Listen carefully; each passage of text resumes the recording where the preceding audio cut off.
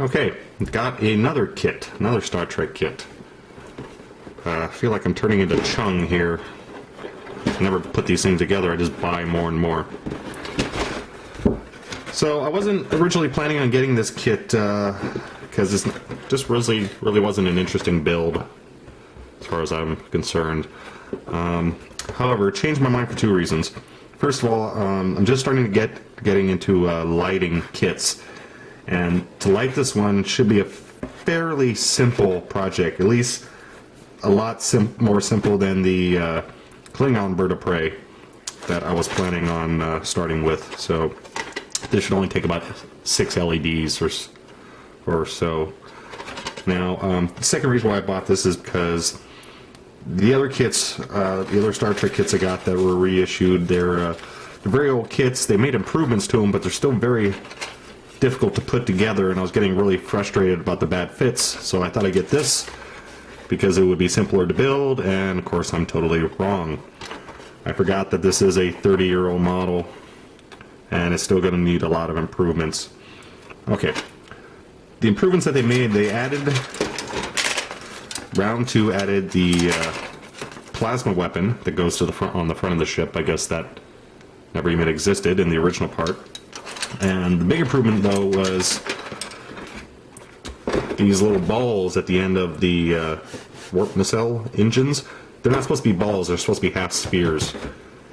So that was a big issue with the original kit, and so now they give you clear parts, which also makes it easier to light as well as being more accurate.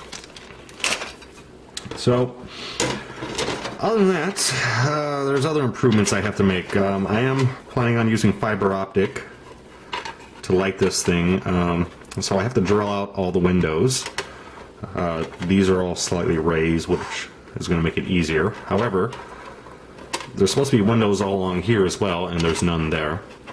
So I'm going to have to cut those out myself, and some of them are square too, which is going to be a pain. Also, I believe there are windows along this thin little edge here. I have to go back and check some reference photos on that. So again, I have to drill those out. Other inaccuracies with the kit I found out. There's actually a little cleft in the back of the ship. So it kind of, there's a bite out of it right here. Don't know if I'm going to be able to correct that, because that's going to take a lot of work. I have to cut a huge hole out and then figure out some way to get some concaved styrene in there and then smooth it out with a lot of putty. And the other one, which I'm not sure about, is, here's the two parts. These are the fin. Here we go. The fin that goes in the back here. Apparently it is actually, it's sloped. It gets thinner as it hits the center of the ship, and on the kit it's just one solid piece. So again, probably not going to be able to fix that. I may scratch build my own. We'll have to see. Anyway, so it's going to take a little bit more work to accuratize this than I thought. I mainly just wanted to get on with the lighting. However, I can't even start that yet because I don't have the fiber optic I ordered. So I can't drill any holes until that gets here. But I guess I can start with roughly laying out the LEDs and then going from there. Or should I start with cutting this up? Decisions. Oh well, you're going to find out what I decided to do first in the next part of the video. Alright, I've been staring at this kit for several days now, trying to figure out how I'm going to fix all the inaccuracies. And I got tired of thinking and decided to just start working on something. What I'm doing here is the kit has a 90-degree angle right here. These two pieces are perpendicular. However, the edge of the Romulan bird of prey is actually angled out this way. So I'm trying to fix that. Now, you might be thinking what I could have done is just cut off this edge and put angled styrene on in its place. However, because it's curved, it's very difficult to cut. You can't just take a straight piece of styrene and go around. You actually have to cut styrene that kind of turns upward in a slight angle to get the proper angle as it turns. You know, it needs to be rotated. Couldn't figure out a way to do it just right. So instead what I'm doing is taking strips of styrene, is more of a quarter, quarter, that's right, quarter shape, and gluing along the edge in incremental different heights, sort of like a step pyramid effect here. I got the first two on, and then I'm about to apply the third one. It's going to go on like so, like that. And then once I get all this on, I can putty in the gaps in between and just go through and sand down the edges and hopefully get a smooth edge. The other benefit of this method is there's actually a ring going around the top of the saucer that's not on the kit, so when I get this top one in place, I'm going to have the ring all set. Okay. That's fix number one. Alright, so I have the starting stage to get the angle on the edge of the saucer. Eventually I have some quarter round pieces I'm going to add in here so I don't have to fill this entire thing up with putty. And then I'll start working on puttying it up and sanding it down to getting the right angle. I also trimmed off the bottom edge of the saucer where the lower portion rests, so I can't do the final putty and sanding work until I get this set into place, because now the bottom of the saucer is it's now the bottom edge of the saucer, so that would give me a bit more of an angle there. I can't do that right now because I want to finish up the back here. So this back portion of the saucer is incorrect. It's kind of hard to tell from the studio model exactly what angle it is, but this is slightly rounded here, and from what I can tell at about this point it seems to go flat. So what I'm going to try to do, I'm going to cut this out here and then see about changing the angle of it, just so there's an obvious change in angle of the saucer here. I don't know if I'll put this in a flat piece, or I may actually flip it over and glue it back in. So I need to cut this out here, and while I'm doing all this cutting I decided to fix the center section here. This is supposed to come out and it's a bit flatter in the back. You can see kind of where I drew it here already. So this needs to come out this way, so not sure exactly where I'm going to cut it yet. Probably going to cut it like this so I can just redo this so I don't have to match this angle here. Yeah, I think that'll be best if I go cut along there and then, yeah, maybe around like that. Can't draw a straight line. Well, you get the idea. Alright, so I need to get a new knife here and hack this up.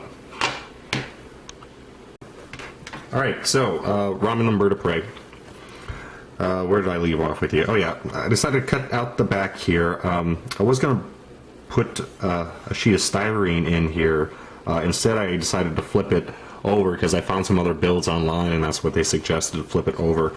This piece is not as curved as I thought it was. I thought it was a far more of a lump going that way, and it's not. It's almost perfectly flat. So once I get all puttied and primered, I'm hoping I can still get that nice edge there, because that's what I'm trying to achieve here, is get the nice edge. I thought about building my own really concave piece, but I didn't want to thin the back of this piece out unnecessarily, because I'm going to be adding some impulse engine to the back, I'm hoping, and doesn't look that thin on the original model. And here's the bottom piece. This is definitely much more concave. I had to grind away a bunch more material here. And I'm supporting it with some epoxy putty that still needs to dry before I can move on. That's going to hold everything in place, so hopefully it doesn't move and pop out of position. And then once that's dry, I could add some other putty and fill in all these little major gaps here. It's going to take a lot of putty and a lot of sanding to fix. So once that's done, I got to work on the, I'll call it the bridge, but this upper saucer section here. Two things that are wrong with it. First of all, the back here is supposed to be square, so I was trying to figure out ways to fix that. And the other problem with it is it's a bit too high. So I wasn't going to fix that initially, but since I have to fix the back, I figure I might as well just cut the whole thing off, use thinner styrene along the sides, and while I have it off, it'll be easier, I hope, to rebuild this back position here. Kind of like here, there are lines, edges coming off. So I'm going to have to chop out here, remove the whole back section, and then chop out a bit more here to extend this down.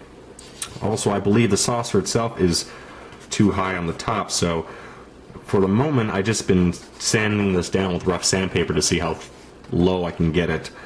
It's going to take a lot of effort to sand it down to the position I want, so I haven't decided yet. I may cut this out, and then it'll be easier to sand, because then instead of sanding a huge flat surface, I don't have to sand the edges, and then I can put a piece of styrene on in place, and that'll also help me get a much sharper edge around here. Alright, so fortunately I gotta let this dry overnight and then start on it again in the morning. Alright, I got a nice big hole in the Romulan bird of prey. I removed the bridge section, and I'm going to show you what I did here. I started off trying to use the Dremel, and Dremel has its uses. A lot of people pimp it out and say it's great, wonderful, you need one. This thing just moves way... Sorry, you can't even hear me now. It just goes way too fast for plastic. It doesn't cut through plastic or trim it away, it just melts it. I find a better tool for projects like this is a simple cordless drill. And what I did is I fit the razor saw bit I have to it. And this part I cut out with the Dremel, and it's a mess because it just melted the plastic, and then I had to hack it down to get this piece out, and it was terrible. This I cut out with the cordless drill, and moves a lot slower and still cuts around, and just took a little bit of extra trimming to fix it up. It was much cleaner project or way to remove this. So don't always go with the Dremel. Consider there's better tools for some jobs. Oh, and this little razor saw bit here. I know Dremel now makes this. For a long time they stopped making these. I think they stopped making them because it was a bit too dangerous, and just wanted to let you know, if you haven't used one, yes, it is. You realize as soon as how dangerous it is, especially using it in a Dremel. The first time you're cutting at 35,000 RPMs and something jumps and this comes flying at you. And when cutting it out here, I actually wasn't paying attention, and I went through and I just barely nicked my finger, and luckily it didn't go through. But that was a little scary moment there, because if I was pushing any harder, yeah, I'd be in a world of trouble right now. So if you have one of these, be extremely careful with it. And I did hit myself while using it in this, and not the Dremel. If I was using the Dremel, yeah, I'd be splurting blood all over the place right now. Okay, enough with the safety talk. So the next step is I have to, the back. Where did that back piece go? There it is. The back section I just cut out with the hobby knife, because I need to square off the back. And I probably should cut it off straight.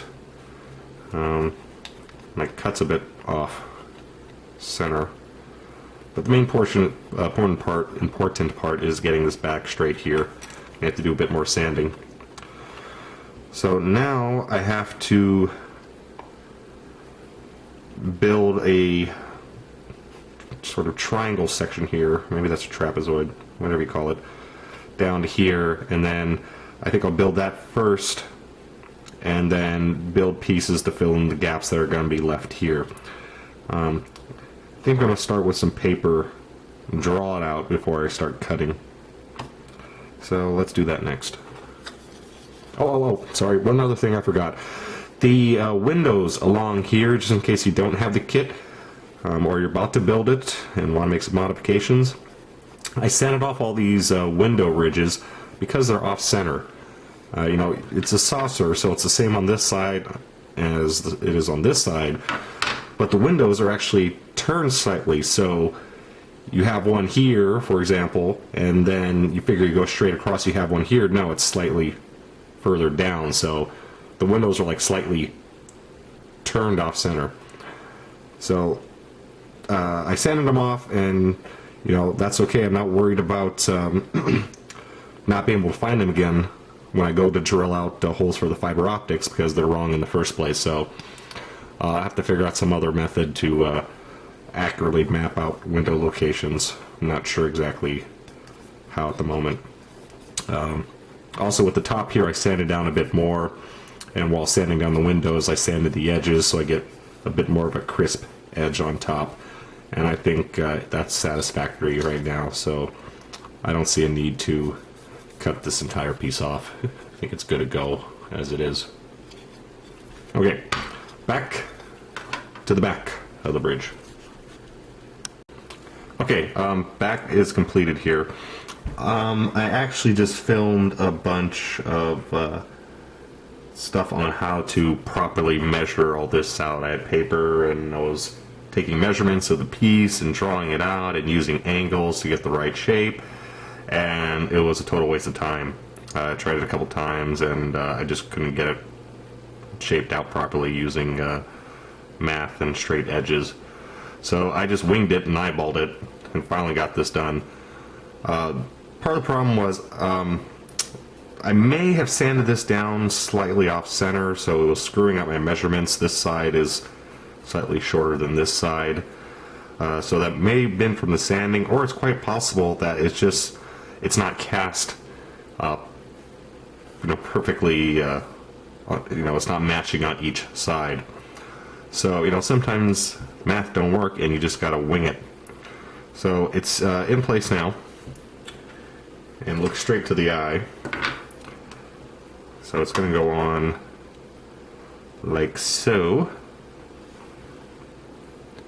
And to me that looks straight. First I have to add the edge on the side that I trimmed off. And actually I had this piece just lying here. This is one of the the centerpiece that I put around the rim. This is one piece that I ripped off, and it happens to be, I think, just the right size, and I got a nice flat edge here from where I sanded it all down, so this has plenty of surface area to attach, and this should be a good new height for it. So I just have to go by very slowly, one little bit at a time, gluing this around the edge. And I'm not going to use this piece because this is a little chewed up already, but before I do that, one thing I'll do to the other piece I'll use is soften it up a bit, just by working it back and forth. If you do that with styrene, you'll make it softer, a bit more pliable, and that'll make it easier to go around the edge.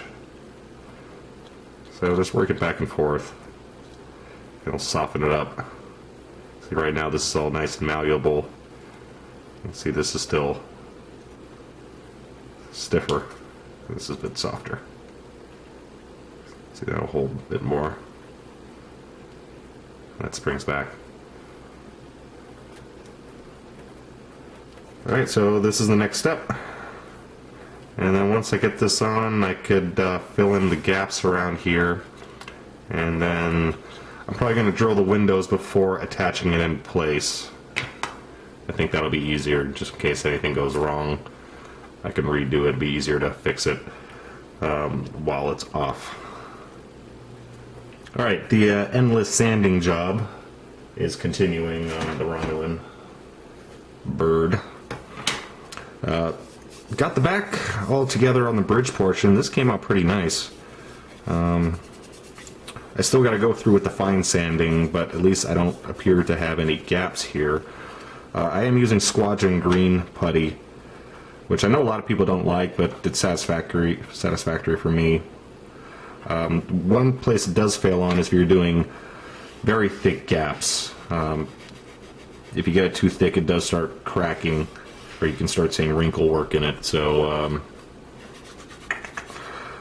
I don't know. I'll keep sanding here and see how it works.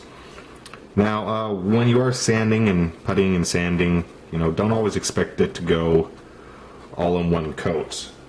I mean, you will more than likely have to reapply a couple times, especially if you're putting on a lot of it. So this is about the third time I've gone through and reapplied putty after sanding, because I noticed a few spots that needed a bit more filling. One way to check if you need more filling is to spray the model. This is the bottom of the ship, and I puttied everything here. It still needs more work, but I just did this as an example to show you.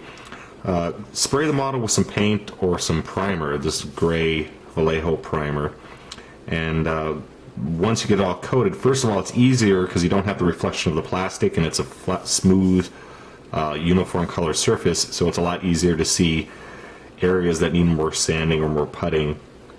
I can see some cracks here and a few little holes. The other thing that this helps with is, I'll show you right now, make sure the primer is totally dry. You don't want to do this when it's still wet, or you'll just clog up your sandpaper and ruin it. But let it dry a couple hours and then continue sanding.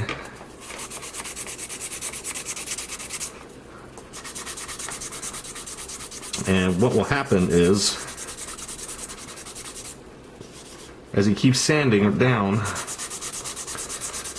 you'll notice areas where you're going through to the plastic or to the putty, and if there's areas where the primer or paint is not coming off, you know that's now a gap or a recess on the model that needs more putty work. So I'm trying to file as flat as I can here along this edge. And since I'm trying to file sand smooth here, and I know I still got primer here, I know there's a bit of a divot right here, so that tells me I need to go onto this spot with a bit more putty. So reapply putty here and then sand again. Let me see if I can do show a better example here. Let me get some better sandpaper. This is it's flexible.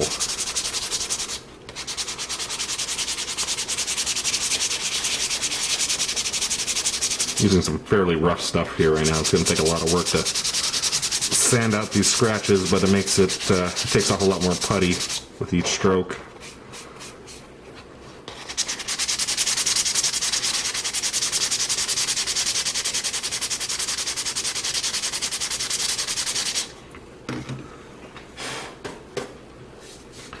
So there we go. There's a good example. So I'm trying to get this as smooth as possible. I can see some areas here where I still got primer, so I know I probably have divots here. And the cracks in the putty are standing out a lot better now. So it's an easy way to tell where you need to fill more. So I need to go back again, add a bit more putty to these areas, and then go back and forth and sand and putty a few more times.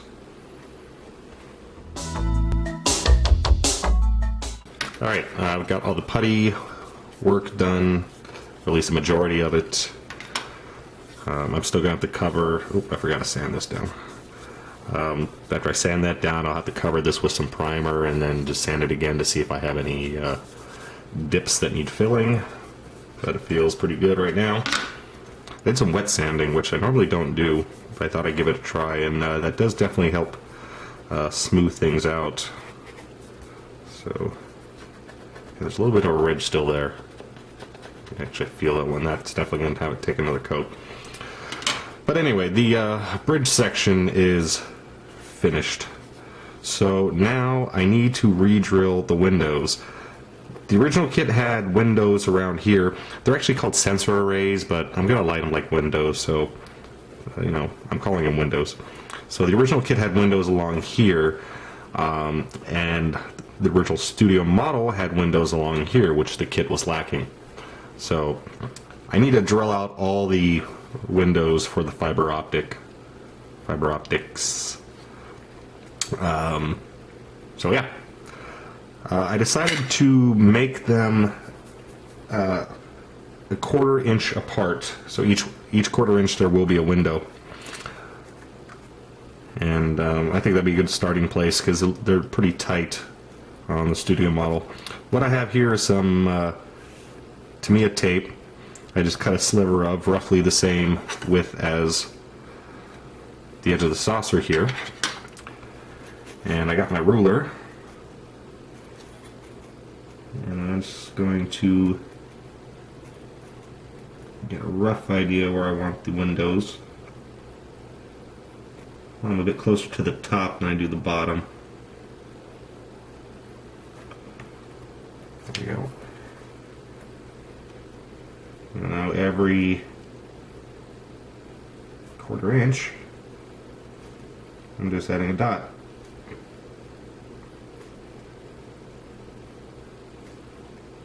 And this, once I'm done here, I'll just transfer the tape to the edge of the bridge, and provided I do this correctly, that should give me a guide to where to drill my holes.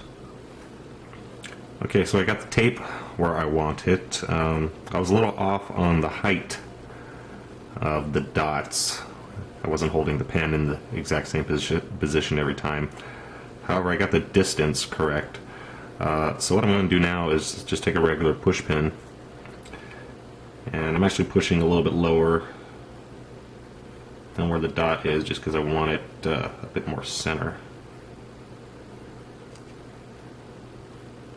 Just a little dimple.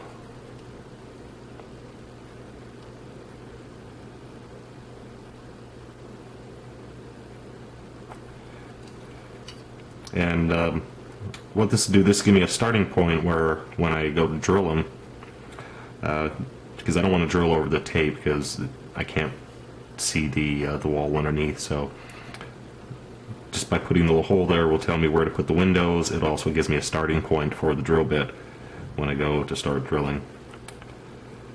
So I need to do this several times, and it's really boring, so I won't have you watch this part. The bird of prey bridge, I have all the windows drilled out now. So I use the tape along the edge here, and then I have some 3M vinyl tape, which is a flexible tape. It goes around corners better. And the same way I did this here, I just did the same thing on top with the vinyl tape. I did go wrong at some point. You can see this hole is a bit higher than this one, and there's a bit more space on this side than this side. So my measurements were off at some point. I started in the center and worked my way around. I probably should have done all the drilling in small sections, like start at the front and then work away about halfway around, and then start from the back and then try to meet them up in the middle. Of course, I didn't think about that until I was done. The windows in the back, I realized I have to fill in a couple of these because of the fin that needs to go on top. I haven't found any pictures of the original model to see if there's windows in the back, but I figured the Romulans will want to see where they've been going. Now, one of the features on the studio model is all these, well, not these windows because they're not there, but these sensor arrays, and the ones on the main hull these that are still here, they have a bit of a ridge to them. And the studio model has this ridge too. It's a bit more pronounced than this. And it's going to be a lot of work, but I am going to try to recreate that. What I have is some aluminum rod. It's just like brass rod, but I went with aluminum because it's a bit softer and it's easier to cut. So what I've been doing is using my little miter box here and saw and just cutting very small slivers, very small pieces of the rod, and I can cut through one just with one stroke, which is glad because I was afraid I was going to have to use the Dremel for this. So what I have here is a bunch of tiny little tubes, and so let me give you an example of what I'm going to be doing here.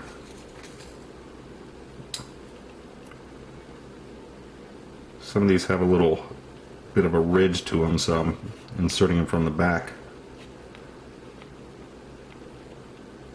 Some of these holes have to be burrowed out. There we go. Some of the holes have to be, the burrs have to be taken off so this works better.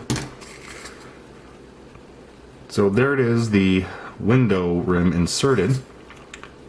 And all I have to do, a little bit of sandpaper to get it, first of all, smooth into the right shape. And I'm doing this while it's inserted in the model because it's a lot easier to hold this tiny little piece. This aluminum sand's really easy too, which is very helpful.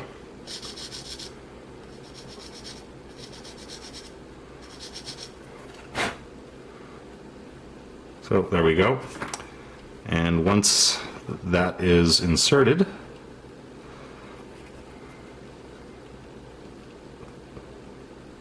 the fiber optic, if it wants to work, get in there, there we go.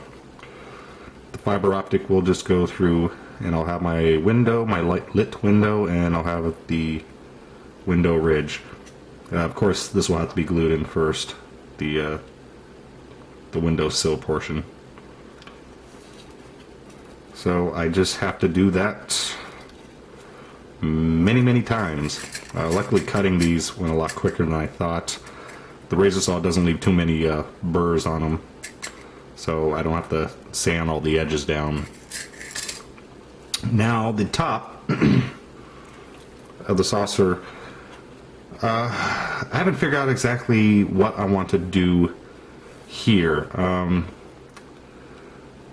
The original kit had very large windows on top. The studio model, it's very hard to see. They look like the same size as the ones on the edge. However, I kind of want to make them a different size, mainly because they are supposed to be sensor arrays, not windows. These are windows, these are sensor arrays. And also just because it looked better with a variant tone of size. So I have some larger tubing here. Now, one second. I should be telling you the sizes in case you want to do this yourself. The small tube is 1/16, and the larger one must be 3/32 then. Yeah, 3/32. And the fiber optic, I'm putting 0.75 millimeter in the small and 1.5 in the large. This is what's got me stuck. The larger one, I don't have any tube cut for that one around. Anyway, this is larger than I wanted to go with. I was planning on using 0.5 millimeter and 1 millimeter, but well, the larger sizes fit the tubes better. And the only thing with this stuff, it's very stiff. So it's also larger, and I don't know how many LEDs I'll have to put into the model to get all this lit, because all these holes here, I pre-drilled a smaller size. I still need to enlarge them for this fiber optic. I should have done this on the side. Of course, you learn everything after you do it. So these are small pilot holes, and then I could adjust the precise location when I'm drilling them out to larger holes. Some of the ones on the side I did get wrong, and I had to ream them out a bit bigger because I was starting to go up too high. So once I get all the windows in, I will have to do some putty work there. Anyway, back to the fiber optic. It's just very large and very stiff, and you got to figure I'm doing 30 or so tied together. That's going to be a really thick bundle of fiber optic. I'm probably going to need more LEDs in here than I was planning on. I think I'm still going to go with this stuff. But yeah, all these will be 1.5, and then all these will be 1.5 as well. And there will be more in here that's what's on the model, because of course this is incorrect. It had a lot more sensor arrays on it than what's shown here. So it's just going to be very hard routing all this very stiff fiber optic. And again, I don't know how many I can get placed into one LED. I'm probably going to have to have like 3 LEDs just for the fiber optic. I really don't know yet. So, well, that's it. I think I just made up my mind. I will go with that 1.5, though, and just hopefully it will work. Alright, back to making more windows. So here the bridge section is all done and windowed up.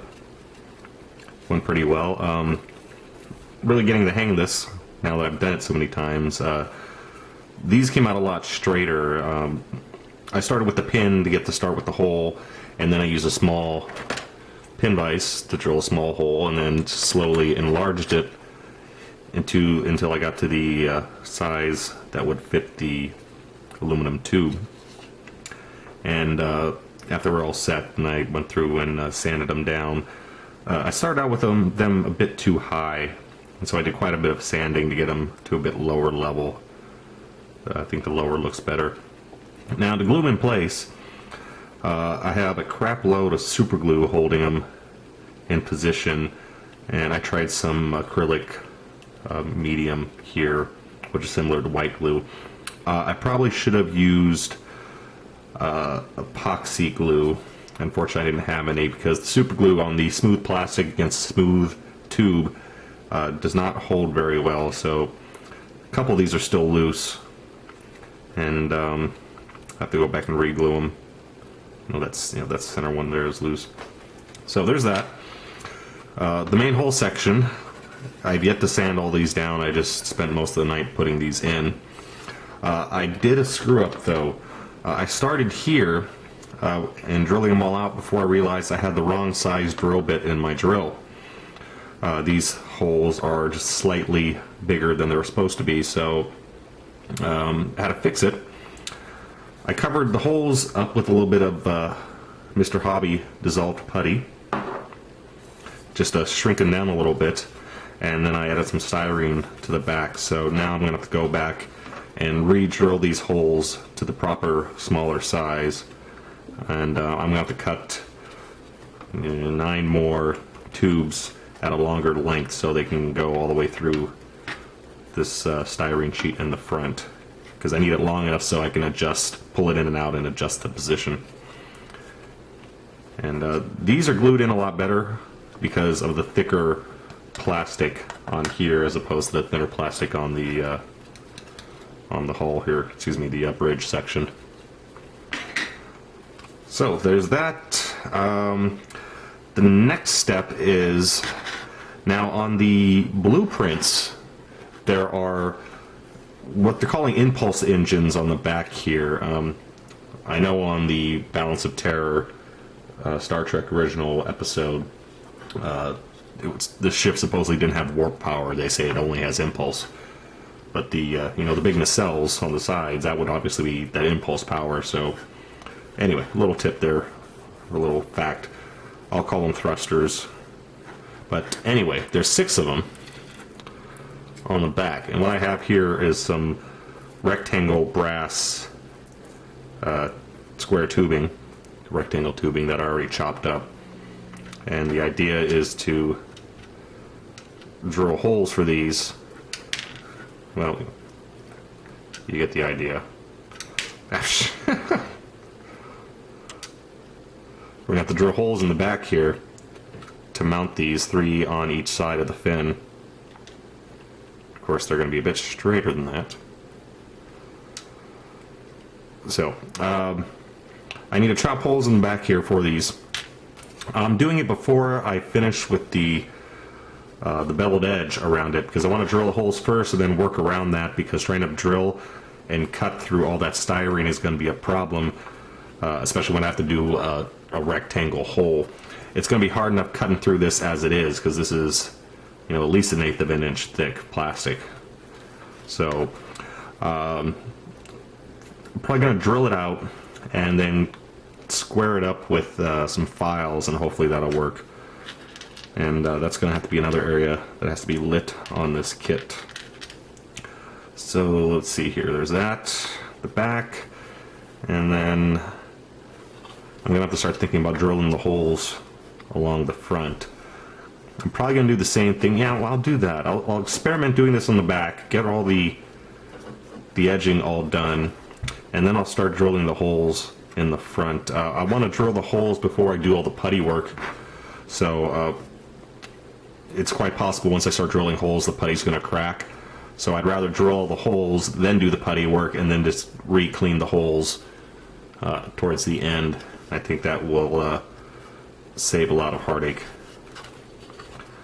Okay, so we're getting, well, I don't want to say we're getting close yet, because we're not getting close, but we're getting closer to the end. Those are the 2 big steps, or 3 big steps: getting all the ridges, the beveled edge around here, the thrusters, and then the holes for the windows in the front. Okay, so I got the thrusters in the back here drilled out, and 2 things happened while doing that. First of all, the sanding action, or filing action, caused virtually all the seams to split back open in the back here. So all that tedious putty work that I did is all for naught now. So I have to go back and re-glue this and fill all of this. And the second thing that happened is I ended up drilling about 1/4 inch into my thumb, because I wasn't paying attention. So my thumb hurts like hell. But at least this is done, and we're getting closer to the end here, at least end of the modification stage. What's left? Getting about to the stage where I need to finish the edges, and on the back here, I don't think I mentioned it yet, I will be building this at a less sharp of an angle as I did the front. It's going to be angled slightly, but not as severe as this one is. Still trying to decide if this is actually too severe as well. When I go down to sanding it, I may adjust the angle a little bit. We'll see. Another thing I wasn't sure about was the height of the saucer. It seemed to be a bit thinner than what the studio model seemed to be a thinner saucer section than this model. So at the moment I'm going for a thinner saucer as well. So I already trimmed off the slight edge where it's a little lip where this fits in, because it's supposed to fit in like that. I did that a while ago, and now I've trimmed down the pegs where the saucer rests. So now it's in a little bit deeper, so it's supposed to be on top of this ridge, and now it's inside of it. And the only modifications I have to make because of that is I have to trim off the back of the bottom section here and trim up a little bit along the sides where the wings go, because now it's trying to fit into a smaller section of the top saucer. And that also means it's going to completely cover up my sections where the wings attach. However, I already knew I was going to be needing to cut new holes for that anyway, because of the beveled edge I'm adding along the edge. So, there we are.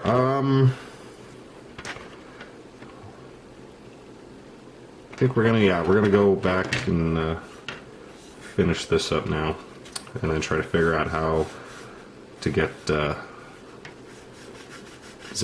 not sure exactly how I'm gonna set this yet, but I'm gonna start working on that, and that will be it. Okay, I'm trying to finish up the beveled edge here on the side, and what I've done to avoid using a massive amount of putty, I've gone back and I'm adding some quarter round rod in the empty slot here. You can see some here and here. I still have to go through and fill in this section. And all I've been doing is just using my knife here and sanding it or scraping it down to get the proper beveled edge. See right here. And I'm not doing it now because I got to do this over a trash can because it creates a huge mess. And also there's a bit of a gap here. I'm going to go back and fill this in with some 1mm rod, so then I have to use even less putty. Because the more plastic I can use when you use the plastic cement, it fuses two pieces of plastic into one, and so I can basically just fill it in, kind of putty it in with plastic. Now the thing I have to worry about is trying to get this all even just by scraping, so that's going to be a bit of a challenge. I think I'm going to try to jerry-rig some sort of angled template that I can use as a guide, so I make sure I keep the same angle all the way across as I go through and sand all this.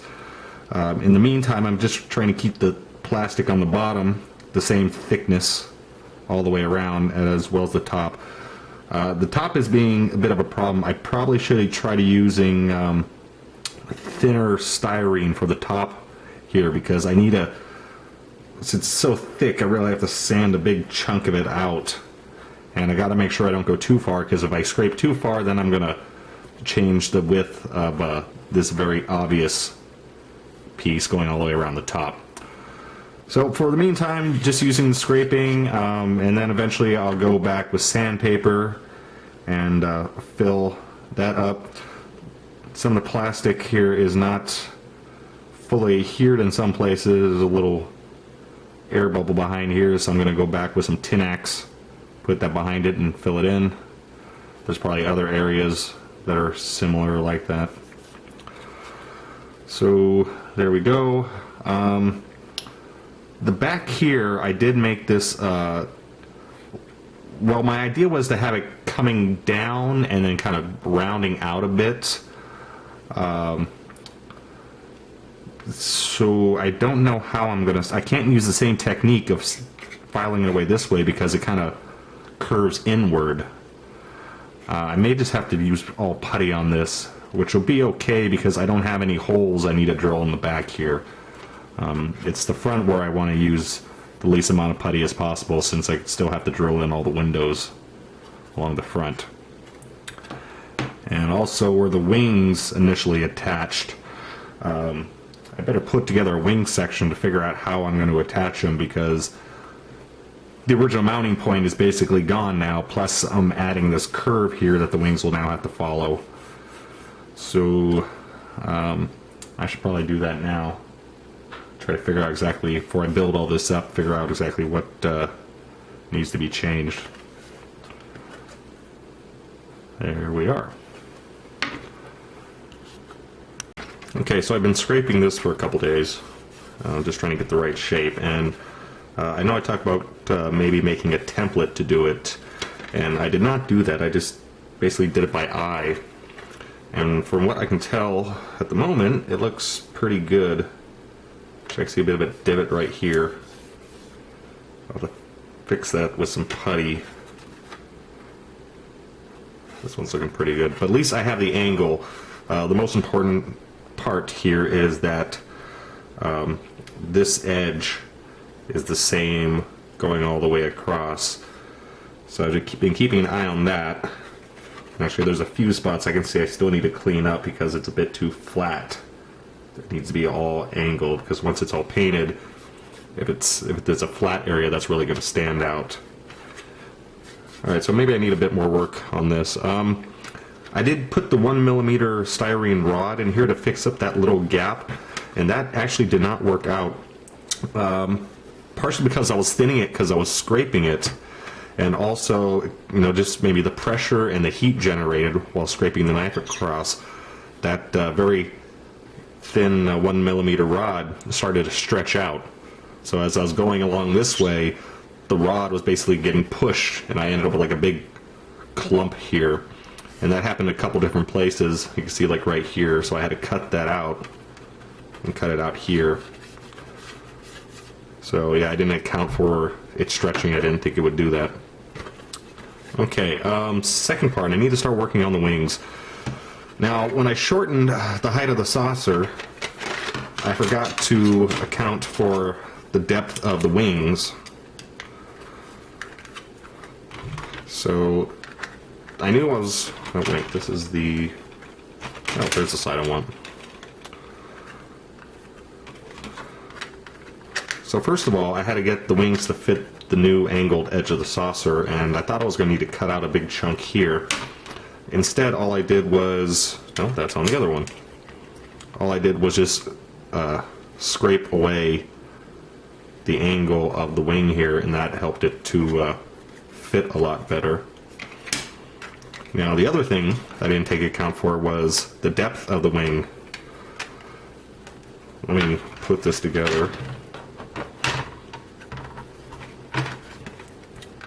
So when the wing's set in place, this one still needs to be trimmed. When it's set in place, the there we go.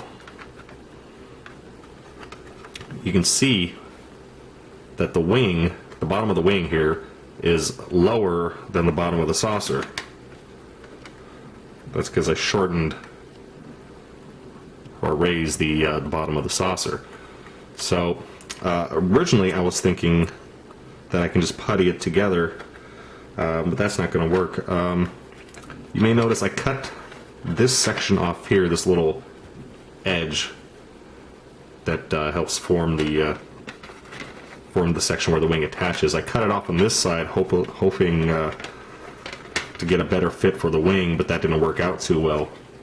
What I'm going to have to do is cut into here. I basically can make a new slot for the wing to go in. Now, fortunately, styrene, when I put it on, this bottom section right here forms a perfect edge. So I just have to go along there and cut this out. And then, of course, since it's the same size styrene on the other side, this should match. Now, I'm probably going to still have to do a bit of putty work to blend it in to the bottom of the saucer, but you know, it's a starting point. I won't have to use as much putty as I would if I just attached it, you know, straight on. I'm also going to be drilling holes in the wings so I can pin the wings in place, because just being attached to the bottom is going to be a bit of a weak bond. And I also started drilling some other holes in the wings. This is for the wiring that is eventually going to go in. I'll probably have to widen these up a bit. This was just to give me, you know, a starting point. Okay, let's see here. Finish fitting the wings, and then I could work on doing all the putty work here, filling in all these little excess gaps. Oh, before that, I forgot. I gotta drill the windows in the front here. I want to do that before I do the putty work, because if I do it after, I know the putty's going to crack. So I'm going to drill the holes, do all the putty work, and then just re-drill the holes through the putty. And that will, you know, it's a double the effort, but less likely to screw up and crack the putty and end up having to reapply it anyway. Alright, I have all the holes drilled in the front of the saucer, and as you can imagine, it was a total pain in the ass. Quite a few splits, especially with that little 1mm rod I put in. I started off drilling them out, and I didn't have the positioning too right. These are actually closer to each other than these or these. but I didn't drill them out that way at first. And I thought it was no big deal, but then as I started placing the second and third row windows, it became an issue. So I had to fill them in, the holes in, which was no big deal since I'm going to putty this whole thing anyway. But I had to alter the sizes of the holes, excuse me, the locations of the holes.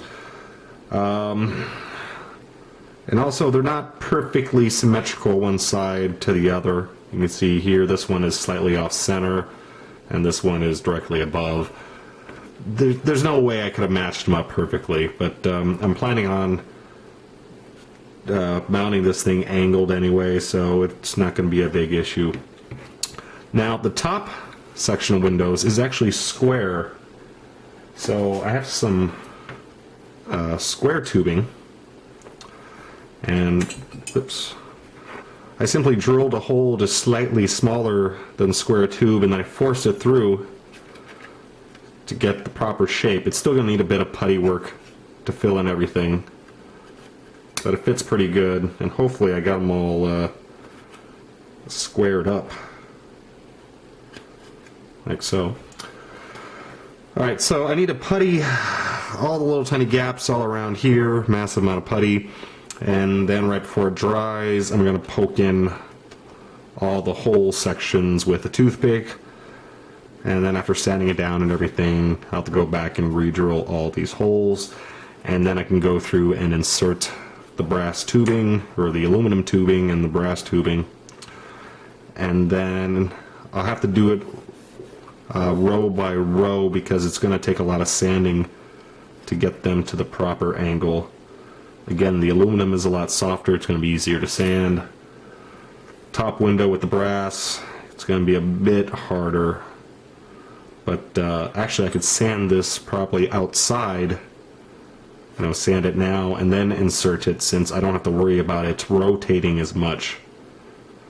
Since I pushed it through, I can't really turn it now. It only has, has 4 sides, so twisting shan't be an issue. Alright, so that's it. Alright, so I know I've been showing you a lot of what I've done rather than the process of how I'm doing it. So mainly I do that because I think this is boring and you don't want to see it. But give it a shot. Putting in the square windows right now and just showing you the process. The brass is a lot harder to work with than the aluminum tube, simply because it's a lot harder. So I cut this up using my little miter box and razor saw, and it's cut at a 60-degree angle, which doesn't match the angle that the sides of the ship is at, but it's closer than it would be if I just cut it at 90 degrees. So got my little bits of tube here, and usually one side is better than the other, more smoothly cut, so I plan on the cleaner side being on the exterior. I'm doing some initial cleanup work just to get the burrs off so it goes through easier, and I got a triangle shaped diamond file. Okay. Now, one benefit of the harder brass is that the aluminum tube, when putting it in, I sometimes crush the ends of it, and I don't have to worry about that with this. So, got my hole right here. These also go in easier than the round because there's more space. So pushing it through, mainly just to clear the hole of any putty.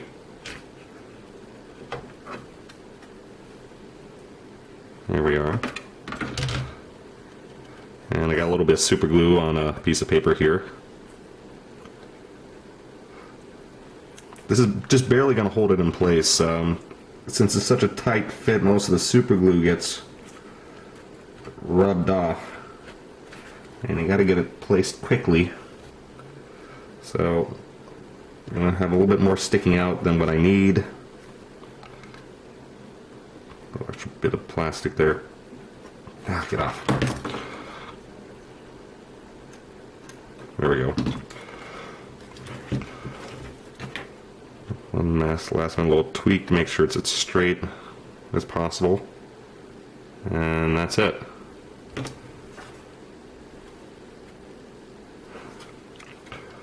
So once this is set in place, I'm going to go through and sand all these down to the proper shape. I already sanded some of them here. I think I need to go a bit lower. Another negative part of the harder brass is to sand it down. For the aluminum, I've just been using sanding sticks and it's working fine. The brass, I have to use a very coarse file, and I have been slipping and catching the plastic on a few places. And if I do that too much, I'm going to end up having a lot more spots to fill. I can feel that, yeah, that's really rough. So just trying to get it, it's a bit too round right now.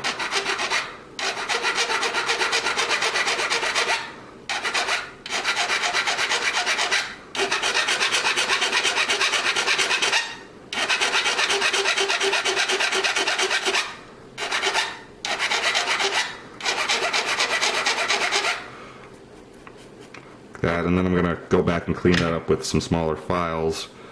But also you get junk on the inside of the tube, so again, triangle diamond file, clean up any little burrs. And there you go.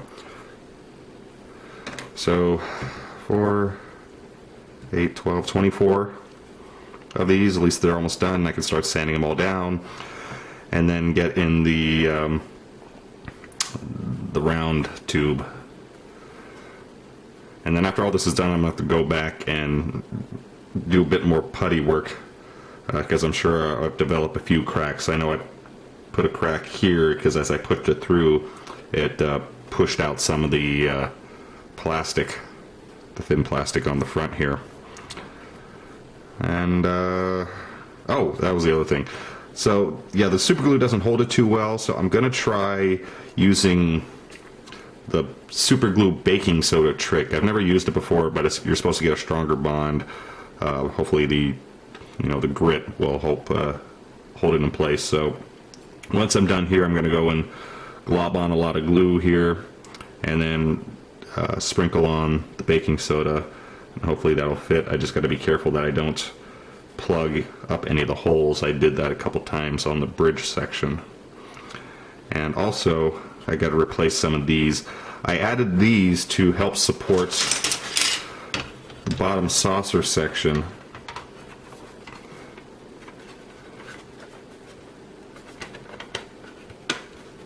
There we go.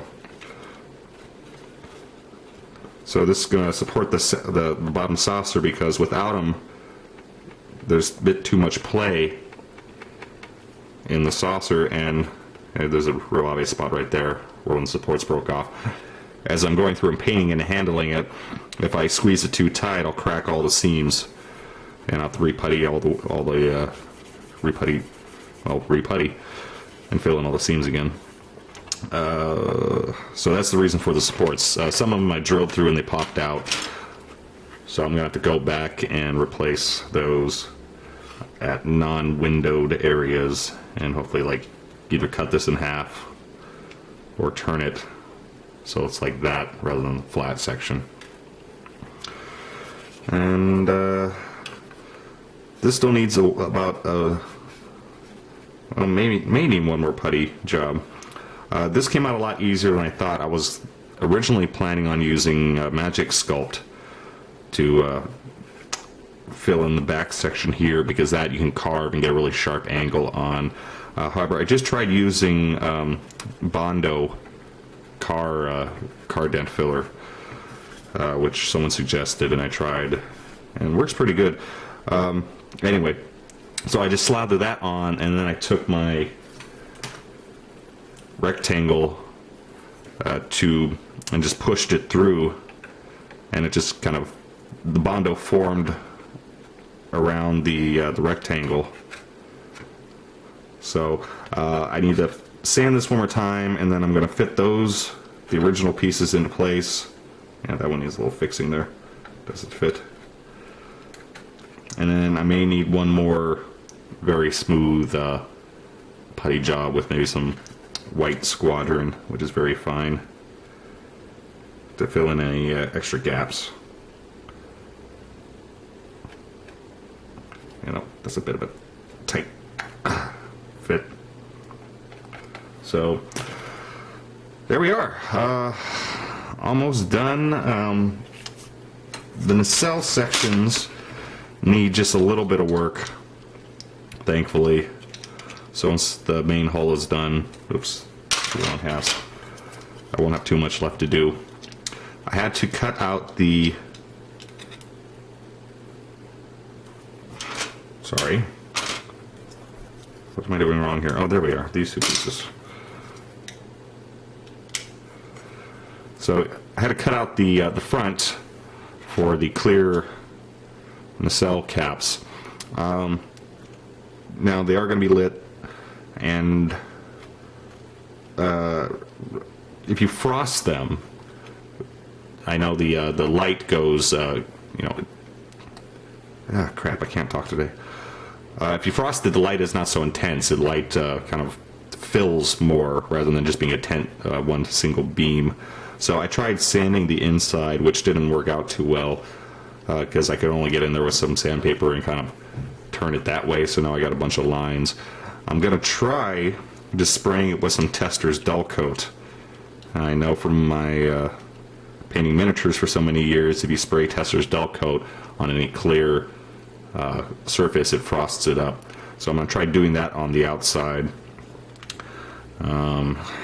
And the other portion is the rear of it has a little smaller tube coming off the rear of the engine.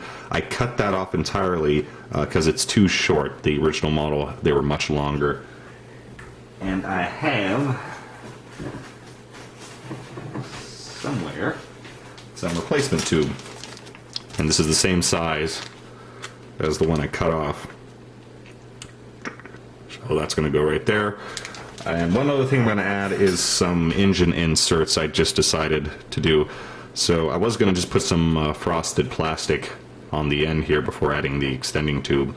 But I do have an idea for some nicer looking engine inserts, which I'll just get to that when I get around to building it, then you'll see. Getting close, I promise.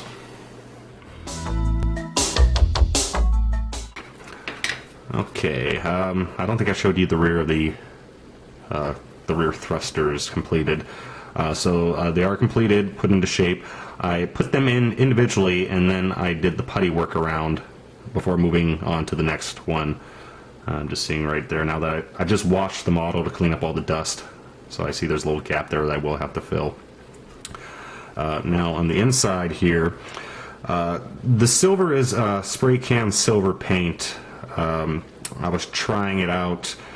First of all, it's supposed to be a light block, because if you put LEDs in this, the light just shines through the plastic. So I bought this to work on the ends of the engines.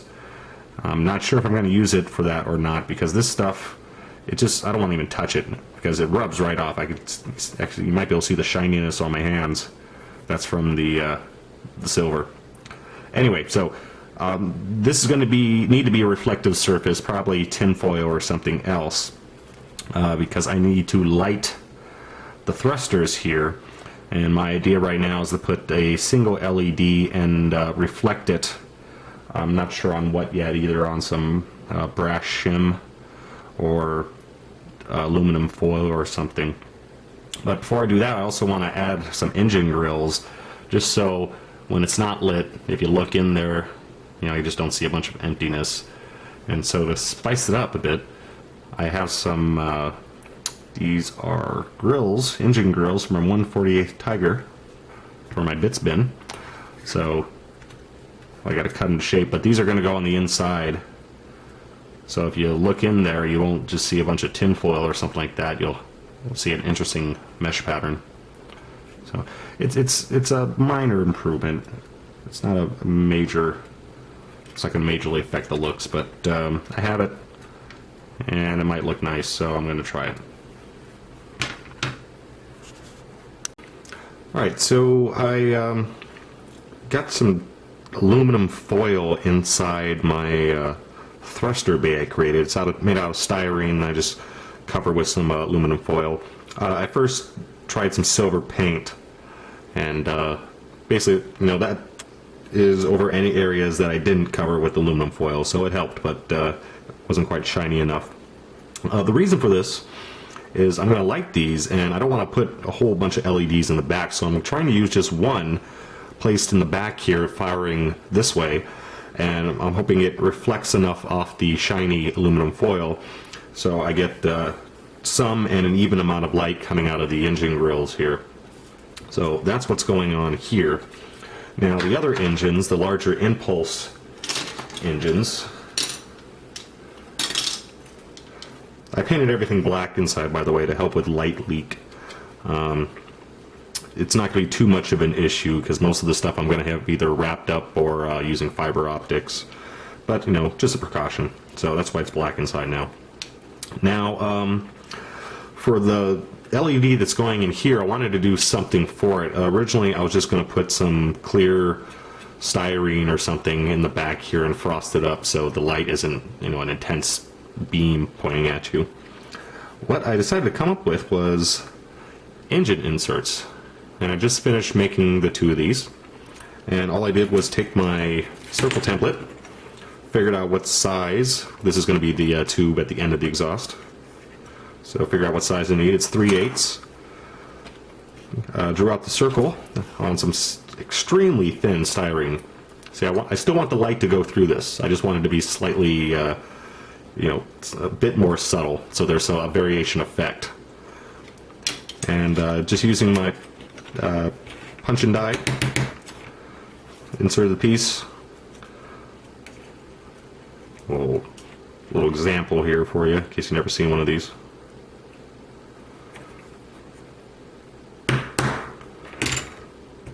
Tap, there you go, perfect circle. So I just went around here, and I was just doing it by eye, and luckily it came out even, well, nearly even. So what I need to do now is cut this out, and I'm probably going to end up sticking it on the back of here before this gets inserted into the nacelle. I'm also going to take some well, clear styrene here, just some clear plastic from some wiring I bought. I'm going to cut a circle of this out as well and put it in the back of this piece, and I'm going to frost this up. So I'm hoping the two, you know, light's still going to shine through here, and light will shine through the frosted plastic. So I'm hoping for a different lighting effect. So when the lights is on, you can still see, you know, a variation. You can still see those seven thrusters going at it. So hopefully that works. I thought you might want to see what this little thing looks like that I made. So I really need to jury rig some sort of better device here for testing stuff out for lighting. But by the way, this LED, I frosted it. You can take some sandpaper and just sand the LED, and it basically sort of blocks the light out rather than just shooting out in a beam, and makes it more radiant. I'm kind of surprised at the strength of this thing. I was actually playing with it earlier today, and I could fire it all the way across to the other side of my kitchen, which is like 20 feet away. So one LED is really powerful, but right now, I mean, it's, well, you can't tell, but I can. It's not pushing out that much light, but it's much more radiant this way now. Anyway, here is my little engine insert, and that's what it's going to look like. I'm not sure if I'm going to frost. Ooh, you really can't see that, can you? That's still too bright. Let me see if I put on the side, maybe. I don't know if that's coming out at all. Let me try it with the light on.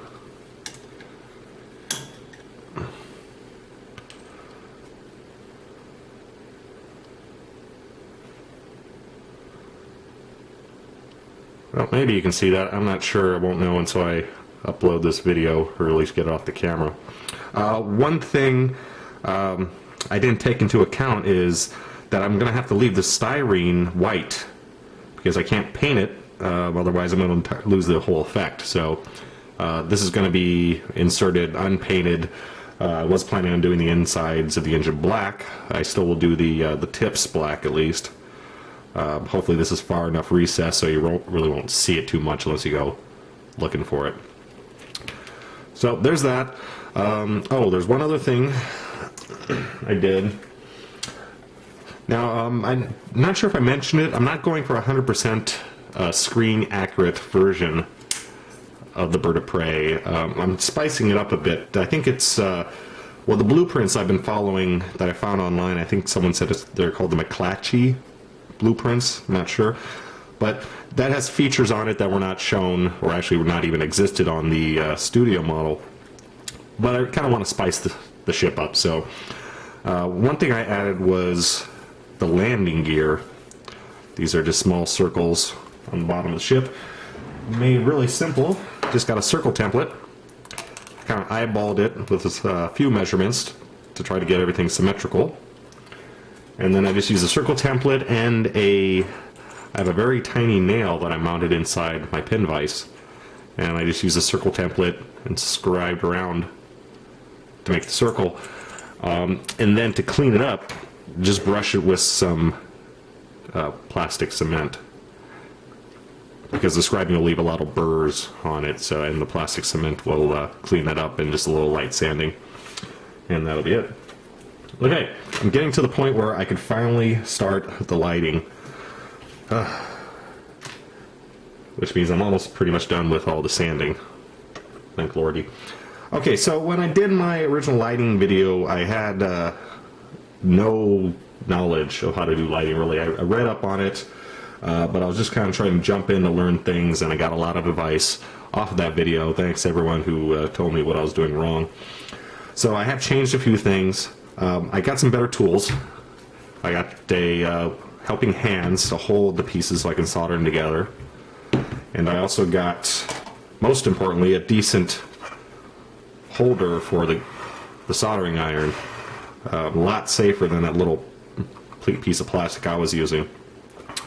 Other thing I learned was that the soldering iron I have here is like 33 watts, and when I was looking at them online, I saw ones up to like 65 watts, and I assumed those would be better because they're more powerful.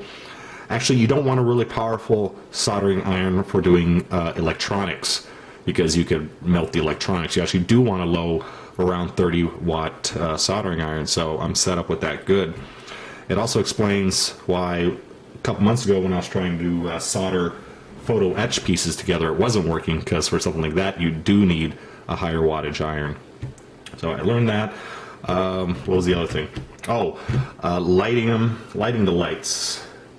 Now you can do this two ways. One is in serial, and the other one's called in parallel, or series. The way in the video that I did them in series, which basically meant you had this light power running off the negative to the next positive power for the LED, and to the negative to the positive to the negative, running kind of like Christmas tree lights. And the downside of that is kind of like old Christmas lights. If one blows, they all blow. And secondly, you need resistors on every single light. A lot of people told me I should do them in parallel. Parallel means basically you have, each light has its own positive and negative lead that will go to the main power source. So I'm going to have a lot more wires in it, but I only need one resistor then, and it's a lot safer. If one blows, they all don't blow. So there's that. Now, the lighting itself, I'm starting with the nacelles. Each one is going to get 2 lights. I'm going to go with a green in the front and a orange in the back. And I drilled, oh, I didn't drill this one. I drilled this one here. So, plan is, I'm probably going to frost them so the light's not so directional. And they're just It's going to go in here, and then I'm going to seal it in place with some magic sculpt to hold it in place. And then I'm going to wrap some aluminum foil around it to prevent light leak and also to redirect the light so it's much more uniform. And so I'm going to do the same way in the front and in the back, and then the wiring gets well, you get the idea. It's going to go through that. I probably have to widen these holes. I haven't really test fit them yet. I also did get something else. I got some speaker wire, and this is much more pliable than this stuff, so it should be easier to go through. It's also slightly smaller, and I like that it's connected, you know, together, so it's going to take up a lot less room as I'm wiring it through. And this is pretty cheap, so this was like what, $6 for 100 feet, a lot cheaper than I got this for. Okay, I'm not going to show the whole soldering process. I already did that once in the newbie LED video. Nothing's really changed there. So, time to get going with some lighting. Woohoo! So when I started this build, I did it because I thought it would be a good practice model to start lighting. Figured it'd be fairly simple and be something I could just, you know, tackle and get done with very quickly. But now, all I could think is, what the hell was I thinking? Look at this! I have made some sort of freakish modern art sculpture here, or some model of a Venus flytrap. This sucks. Oh wait, it gets better here. Wait till you see the other part too. At least this one's tied up a bit, but there's nothing I can do with this. I basically just ruined about $15 worth of fiber optic doing this whole thing. Now, I said a ways back I was going to light these with 1mm fiber optic rather than 1.5 because the one bent easier, and then I could just bloom it by taking some heat to it, and when you take heat to fiber optic, it kind of blooms out. So I tried that a little bit and it worked out well, and I just tried it a few more times before settling it all into place, and it wasn't working as well. Trying to get the fiber optic to bloom the exact same way every single time wasn't working. So I went with the 1.5, and of course it doesn't bend very well at all. So that's part of the issue here. The other part is I forgot to account for space in the saucer to put all the LEDs. My plan was to take some, actually I wanted to use this, to put all the fiber optics in the tube and then put the LED in there, which I didn't know is actually a good way to do it. Problem is that this won't fit anymore since I made the saucer section much more shallow. So because of those two factors, I have to rethink my plan here.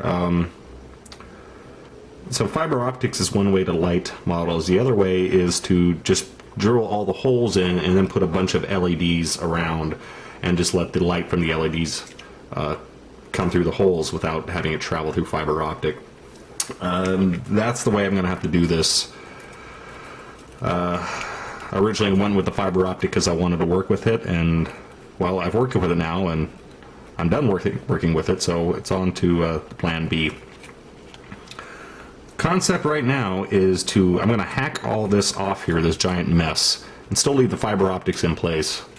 But hack this all off and essentially make this a little light box.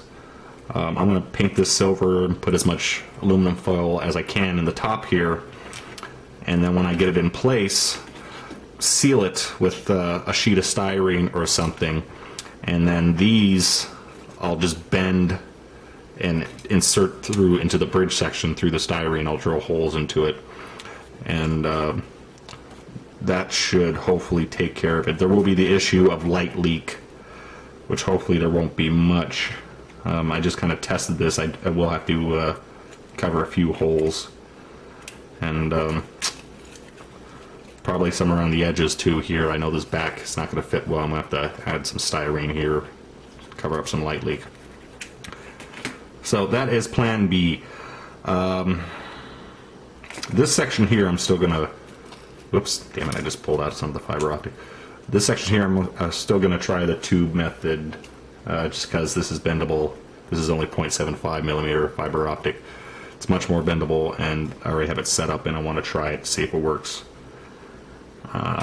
So that is it. God, this is ugly. Alright, so I gotta go cut some styrene and build some sort of light capturing box here, and just insert, we'll see how many LEDs I need to insert to get a good light coverage. Probably 3 or 4. But yeah, that's the plan for now. At least I can save this fiber optic. I don't have to throw it away.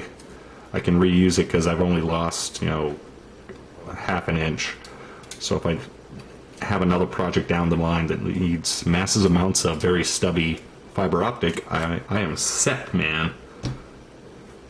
Alright, here we are about halfway or most of the way through plan B or C or D or whatever. I've lost track now. So, oh geez, where did I leave off before? I forget. But since I couldn't bend and fit all these 1.5 millimeter fiber optics into place, I decided to use the entire bridge section as a light box and feed them all into here. This is all covered with aluminum foil, and I just bent all of them, drilled holes into some sheet styrene here. This is ribbed, but ignore that. I just grabbed it because I didn't think I needed it anymore. So the ribbing has nothing to do with it. So all these are going into here, and the top section I just cut off all the 1.5 millimeter fibers, so they're all ready to be lit, and this is all covered with aluminum foil as well, obviously. And the rest of the cables, the smaller ones, the rest of the fibers, I got tied up with some zip ties here, and I'm going to be putting an LED into the tube here to light them all up.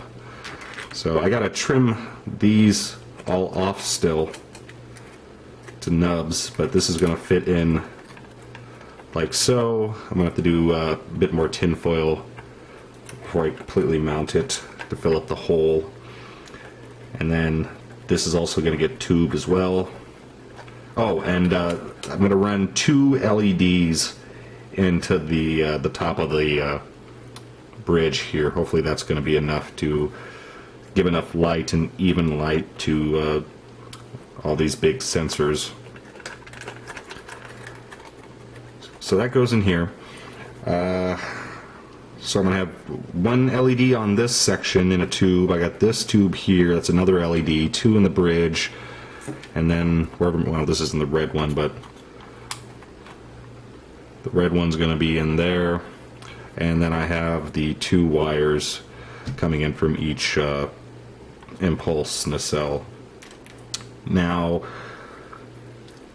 I added more LEDs than I was expecting by putting them into the bridge. However, I realized I could eliminate some. This was going to be the plasma weapon. Whoops, there we go. Plasma weapon in front was going to be red, and then I was considering adding an orange to the ones on the sides. What I was toying around with, I figured I can do is use some Tamiya clear paint, and if I put it on the end of the fiber optic, like so, it actually turns the fiber optic color. So rather than adding 2 LEDs for 3 fibers, I can just run them off the white LEDs and you know, save the LED power. I'm trying to see if I can, this is a very short cable here, I'm trying to see if I can get it in the light so you can see it. Nah, this ain't gonna work, it's too short. Oh, there you go. Ah, there we are. So this is just off a white light, my desk lamp, and you can see it is shining orange. And it'll look a lot better once it has actually an actual LED hooked up to it. So that saves me from having to hook up a couple extra LEDs and wasting the power. Okay, so we're getting closer. I'm gonna miss my April 1st deadline, but at least we're getting closer here.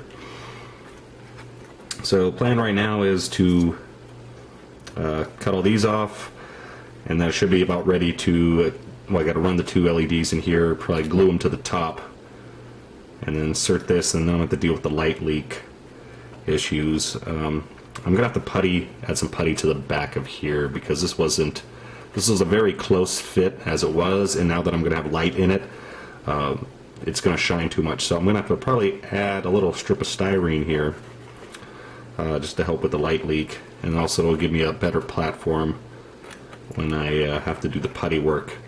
And this gap is bigger because I flipped this section over, if you remember. So it's now slightly concave, and also I broke off some of it. So that's going to take a bit of work to fix. But we're getting closer. Okay, so this is coming along with not too many more difficulties. I got the inside of the hull wired. I got 4 white LEDs. I was hoping to get away with just 2, but I had to order some white ones, and I'm not sure if white just works differently than colored LEDs, or if I just got ones that are so much less powerful than the color ones I already have, but they don't give off nearly as much light as my colored ones do, so I had to put 4 in. And they're held in place with super glue, which isn't that great against the aluminum foil. I'm hoping it stays. So in here, then the smaller fiber optics, I got the a tube, just like this, a little smaller though. Little styrene tube, and just held in place with some electrical tape, and holds another white LED in here. So this is all going to get run through the bridge and glued down shortly. And the bridge coming along nicely as well. I started putting together the wings. I have them attached here. It's glued in place with plastic cement, and then also I pinned some paper clips in here with some super glue. So hopefully that's going to be rigid enough, not snap while I'm working on it. And you can see here I put the bottom on after running the wires through in the cell. The cell is not attached yet. I need to get the wings in place before I glue that in. Now, one of the other things I was adding, according to the blueprints, is rocket tubes. And actually, here, let me show you the one that's already put together. You can see them. I tried drilling them out before gluing the wing in place. This side's not glued, by the way, so there's a bit of a gap. Anyway, I tried drilling them out before, just holding the wing in place, because I couldn't drill them after I glued them, because it would split the wing apart. You know, that's the problem with drilling on a seam. So I did my best to drill them beforehand. I got some of them that are slightly off. And the other thing, if you may notice, this is the back of the wing, and I glued the rocket tubes to the back, or cut them out in the back, which, you know, is incredibly stupid, because it's supposed to go on the front. So I drilled out all of them, and before realizing my mistake, so that's more stuff to fill in. But then I did replace them and put them on the front here. Can't see them too well in that wing. You can see the little notches. But once I get the both wings in place, I'm going to re-drill these holes. They do need to be widened anyway, because these are going to get some aluminum tube, just like the windows, all the windows did. So once that's drilled, I could putty and sand the wings and then insert the tubes. Okay, coming along. Alright, I screwed up.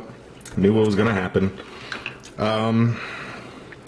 First of all, I've been trying to wire everything together and test all the LEDs, make sure everything's working, and it wasn't working out. More on that in a second. However, as I was testing things out, I had my little 9-volt battery here with a resistor on it, and I was checking wires, and I pulled the resistor off to put the battery away, and one of the wires snapped back, and it could have landed anywhere, and of course it landed right on the positive of the battery, and it fried one of my LEDs. So hopefully it was just one. I haven't tested them all yet, but I had to split this open and replace the orange one inside. So I get to re-putty this now. With the LEDs, the first time I did it in series, and everyone said no, do it in parallel. And I should have researched it a bit more. They were right, but I wasn't following the proper way of wiring this together. I thought that if it's in parallel, you just have to add one resistor. Basically take all the positives in one batch and the negatives and just add one resistor to it. And that's not true. It doesn't work that way. And I've been getting a lot of advice from Model Man Tom on how to do this. He's been a great help. And figured out actually you still need more resistors, and depending on the power of the resistors, you could double them up, like 2 in series, and then you run them in parallel, or put a resistor on each lamp. I didn't think I needed that, but that's the way I'm going to do it. Unfortunately, all the resistors are going to be on this end now. It would have been better if I put them on the LED end, but oh well, live and learn. You'll learn more by screwing things up than you do by doing them right.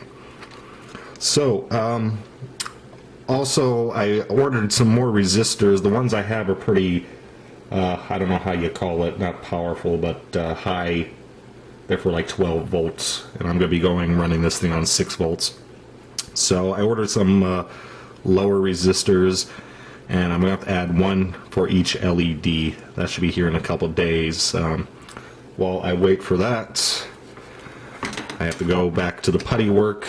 Of course, I have to re-putty this. I got the holes drilled for the rockets, so now I can go through and putty the wings together.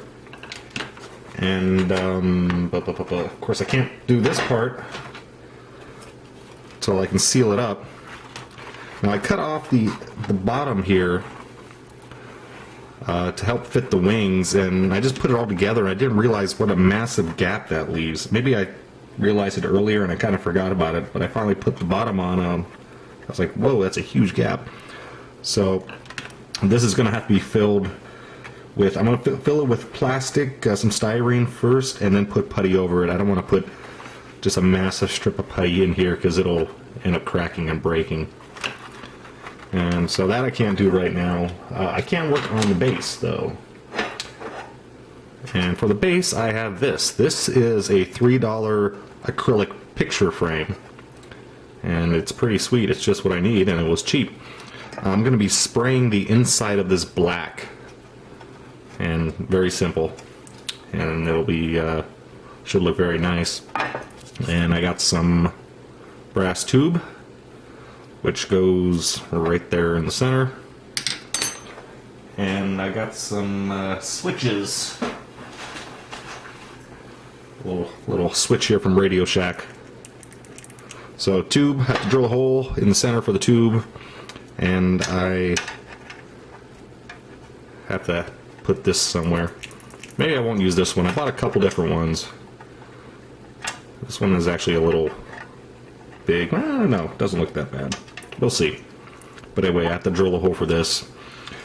And I think I'm going to start practicing the paint scheme. I'm going to do some testing. I got some special paints here. Hopefully, maybe in the next part you'll see what I'm doing with the paints. Okay, sorry for the poor man's video shot here, but try and do this the quick way. Here is the webpage, ledcalc.com. That is ledcalc.com. And I was aware of this, And I thought I kind of already knew what I was doing, and I didn't double check this, and I should have, and it would have saved me a big headache. So this is called the LED Guru, and you use it to calculate the diagrams for your LEDs and your resistors. You just punch in your the information, and it'll tell you exactly how to set them up. So here we go. I'm going to show you how this works. Supply voltage, I'm going with 6 volts for AA batteries. The voltage drop across LED, that's how much voltage it takes for LED. They range from like 1.5, the white ones are up to 3. I'm going to go with 3 since that's the highest ones for the whites. The desired LED current, most LEDs are 20 milliamps, so we'll put 20. And how many LEDs are connected? I have 11. So you just punch that in, calculate, and it'll give you the exact layout that you need. So this is telling me that I should have a resistor for every single LED. And the resistor, if I pull out here, well, let me just dip it down, tells me I should be using, well, it gives me the exact number of ohms I should be using, and then it gives the nearest actual available resistors. So it's telling me to go with 180 ohm resistors. And there's probably a lot of other information here which I don't get, but this is the main portion here telling you the power of the resistors. You can go with stronger ones, but then that apparently gives less. The lights will not be as intense, but they will last longer because they're not getting as much power. So there is that. Now, if I decided to go with the 9-volt battery, which I was going to do, but then the 9 volt's not going to power this for too long. I figure if I'm going through all this effort, I might as well do it so I can at least keep it lit for an hour. So let me change this to 9 volts. Calculate again. And now it's telling me that I can run 2 LEDs on one resistor, and except for that 11th one has to go by itself. So the single one, just like previously, wants a 180 ohm resistor, but the second one can use a double of that strength resistor, which is a 330. Wait, I'm sorry, I got that backwards. Ha! The ones that have the 2 LEDs on them can still use a 180, and the one by itself a 330. Change that around. To be honest, I still don't know all this stuff about power dissipation and the currents and all that, but that's the whole point of this guru thing is, so if you don't know, you just put in the information you do know, and then you could, it figures it out for you. So I should have used this ahead of time. I don't know why I didn't think to double check this, because now I got to go and change around my LEDs and do a little bit of rewiring and put more resistors on. So that's it. LEDcalc.com. If you're thinking about lighting, check it out. It's fairly simple to use. It took me just a couple minutes to figure out all this information for my LEDs. And once you got that, nice diagram, you're good to go. Alright, so here's the base. I just finished spraying the inside, so it's still wet. And you can see how it's going to look from the outside. There's a little light showing through, but this is going to be on the ground, so there shouldn't be any light once it's in place. So very simple. Good to go. I did crack. Here, let me pull this off. So I'm curious how this looks. I did crack it when drilling the hole for the rod. I should have put something underneath it, like a little block of wood or something when I drilled it. So, really, there's a little bit of schmutz there. No big deal. I can just cover that with like a washer or something, and that'll cover it up, and then paint the washer. So there. Easiest thing on this project, the base. Done in 5 minutes. Now, for the paint. Now, I wanted to experiment with the paint here. First of all, ignore the green reflection. I'll explain that in a minute. What I wanted to try are some alclad lacquer paints. They have about 20 different colors in the range, lacquer based. They're all metallics, and they give you a really good metallic sheen, supposedly, so I wanted to try them out. Now, they have to be applied over a gloss black undercoat. I just used semi-gloss because that's what I had, and I just sprayed a couple of the different ones on this little piece of styrene to see what it would look like. And at the top is duraluminum, and the middle is chrome, and down here is their prismatic line. This is prismatic scarabus, and it's supposed to be, you can see there's little flecks in there, and it's supposed to be green to blue depending on how the light catches it. So you can definitely see how the light catches it. I don't see any blue though, I see a heck of a lot of green. And just to see, because my initial thought was to spray the bird of prey with one of these, and then I was going to do a really light coat with the prismatic, just give it a slight reflective look. So I sprayed some up here. It's not quite the look I'm looking for, especially not this green color. They make a few different color prismatics. They make one that's more red-brown. Maybe I'll pick that one up. But the other two colors, you can see it's very reflective. I mean, this is some extremely finely ground pigments. And considering, you know, I just did this in a few seconds. Actually, it's so reflective, it's screwing up with the light reading on the camera. You can see, you know, they grow darker or lighter. So the color of the bird of prey is supposed to be a dull silver. I was initially planning on going with the duraluminum because it looks darker in the bottle than the chrome, but when I spray it, this is the duraluminum, and it looks, or the chrome looks darker than the duraluminum. There's a slight more blue tinge to it.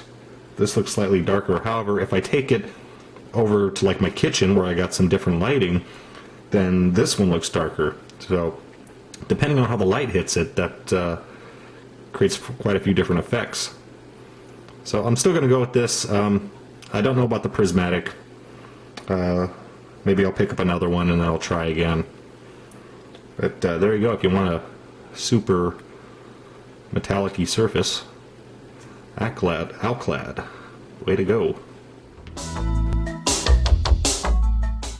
Oh gee, it looks like the power went out on me here. Wonder what I can do to get some light going.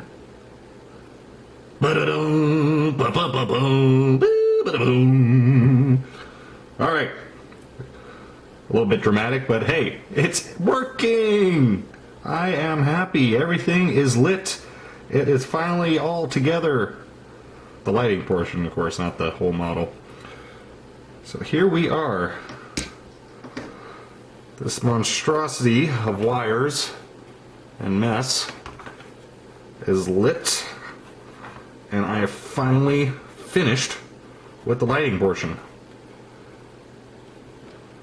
So check that out. I got all my fiber optics all nice and glowing, including the ones on top. Remember, these and these are in the running off 4 lights in here in the dome. It's all going good there.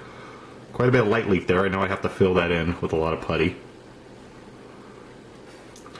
And I got my nacelles and the orange there. Again, light leak here. I'm hoping the exterior paint is going to take care of this light leak.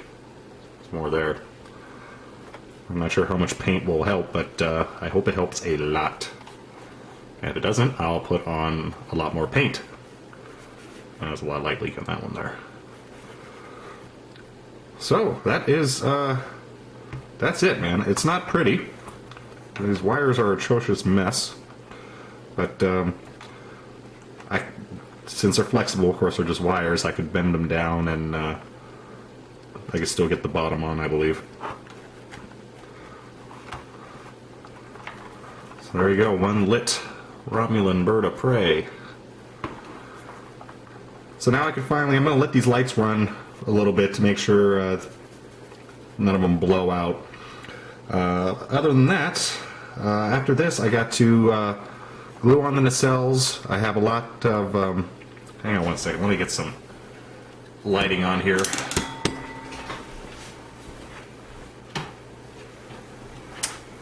There we go.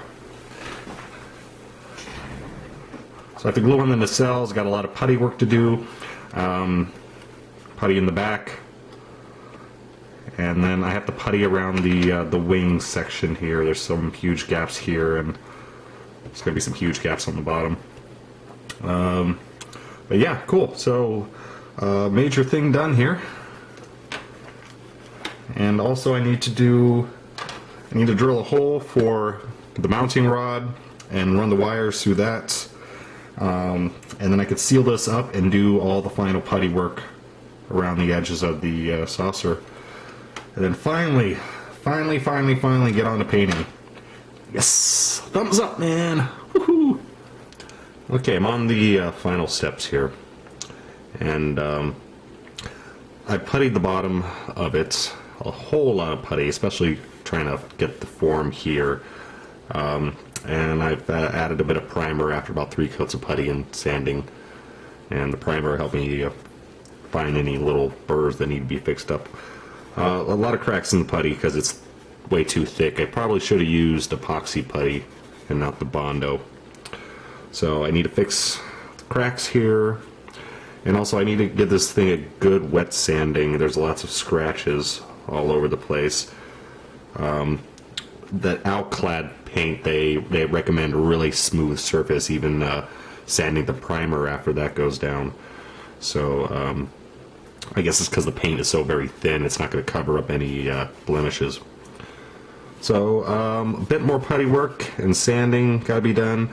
I got the ends of the nacelles on. The last thing I got to do is add the rocket tubes. Now for that I'm using the exact same aluminum tubing that I use for the windows, except for just longer pieces.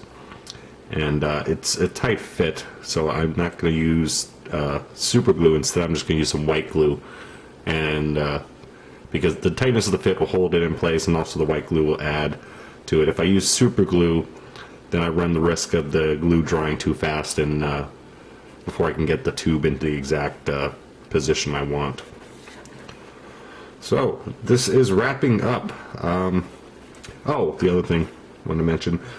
The bridge section here was a bit of a pain, a lot of light leak around. I should have added a lip of styrene around here to prevent, at least reduce the amount of light that was leaking in through the section here, because I've been trying to use some thin down putty, green putty and acetone to fill in the gap, and it's getting a little messy. It's hard to put putty in there with all this fiber optic in the way, so it's a little rough right there. I'll have to clean that up once it dries.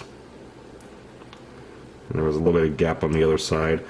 I don't think the primer is going to fix that because it's a hole. It's not, you know, it's not shining through the plastic. It's an actual hole in the model.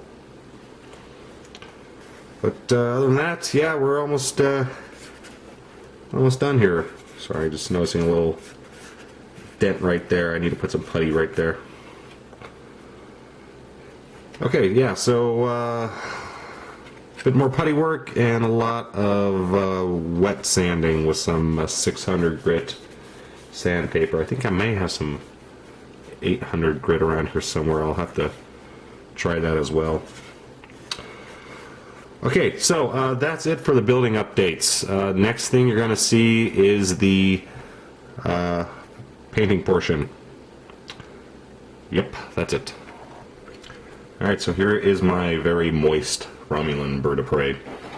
I've got about a dozen coats of primer on this thing. One thing I learned, paint does not make a very good light leak block, because I just kept having to pour more and more paint on it, primer on it, to cover up the light leak, especially in the back here where this the thin area where this attaches. So lesson learned there. I definitely have to concentrate more on tinfoil or some sort of blocking agent on the inside.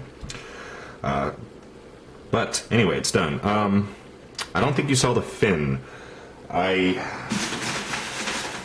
Oh shoot, I threw away my template. I wanted to show you that. The fin was difficult to make. I tried making a couple different templates out of paper, and it kind of worked, but I ended up cutting the fin a basic shape out of styrene, and I did it in 2 pieces so it was easier to get the shape.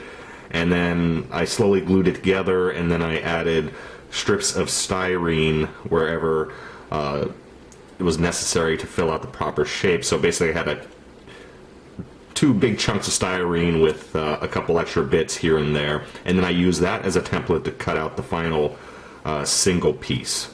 So here is the fin all done, dusted. Now the reason why it's wet is because I just finished wet sanding it for the paint coat. I used 2000 grit sandpaper because the Alclads apparently want a very smooth surface. So now onto the actual painting of it.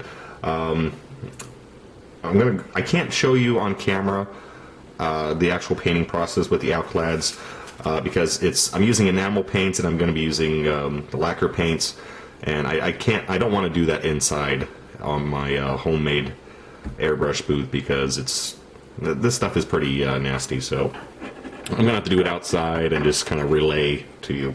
But I want to go over the process because I said I would, and it is a bit difficult figuring out how to apply these because there is some information on the bottle, there is some information on the website, and then I found even more information on YouTube. So let's start with this. There's my chrome. So you have a couple different types of Alclads. You have the high shine, and then you have the regular version. The regular version can be applied over a regular primer coat. Now what they say to use is a lacquer-based primer, which I couldn't find. I ended up using my Vallejo spray primer. The reason for the lacquer-based primer is because they say that this stuff can actually craze different types of paint depending on what you use on it. They give a few recommendations of safe primers. The Vallejo is not on it, but I did try it on my test scrap and it did work. So this stuff can be applied just over my black primer. Now the high shine is supposed to be put over a very glossy enamel base. So I'm going to be using Tester's Gloss Black from the Model Master range. So this is going to be going on just on the ends of the nacelles. So I'm going to spray this on, and then when I did my test before, I just sprayed a very few light layers. You're supposed to do several light layers of it, and that's supposed to, in combination with the enamel, it's supposed to get the high shine. The way I understood it, which it was described, was this actually laces, as they say, in with the previous coat. So it bonds with this, and that's how you get the high shine look. We'll see if it actually works out. Okay, so several light coats of this, and then it takes 24 to 48 hours to dry. So I'm going to have to spray this, and I don't want to put tape over it right away because I don't know what it will do.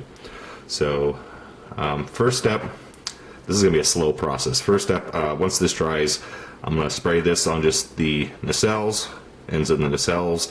Then I have to let this cure, and then I could spray the chrome probably tomorrow, and then let this cure for at least 24 hours. And then I could mask this up and spray the rest of the ship. And the rest of the ship will be getting, I'm going to start with the magnesium, and if that is too dark, I'll mix in some of the duraluminum, and we'll see what happens. Hopefully you won't hear me crying in the next clip. Okay, so here is the chrome all done, and you can see when properly applied has a much greater effect. Here's the first test I did over semi-gloss Tamiya paint, and this is over the black high gloss enamel. And you can tell that is shiny. If I get the light to hit it just right, hopefully you can see how reflective that is. That is quite incredible. Now, unfortunately, to get the big honkin' Bird of Prey decal on this, I will have to spray this thing with some gloss coat, and of course then another coat after that. So I'm hoping I don't lose this effect, because right now it does look pretty sweet. Okay, so I need to let this dry, probably overnight, to be on the safe side, and then mask it off, and then get to work doing the exact same thing on the rest of the ship here.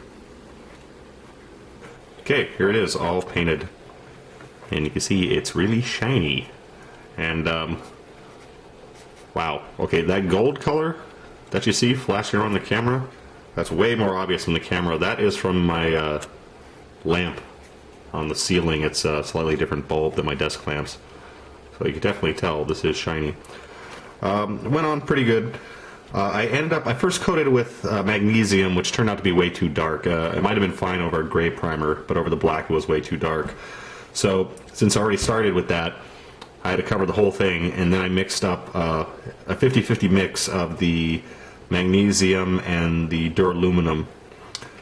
And then I went over mixing a bit more duraluminum to just do a little bit of highlighting on some of the edges here and on top of the bridge. Now, I will say, this stuff definitely will not fill in any scratches.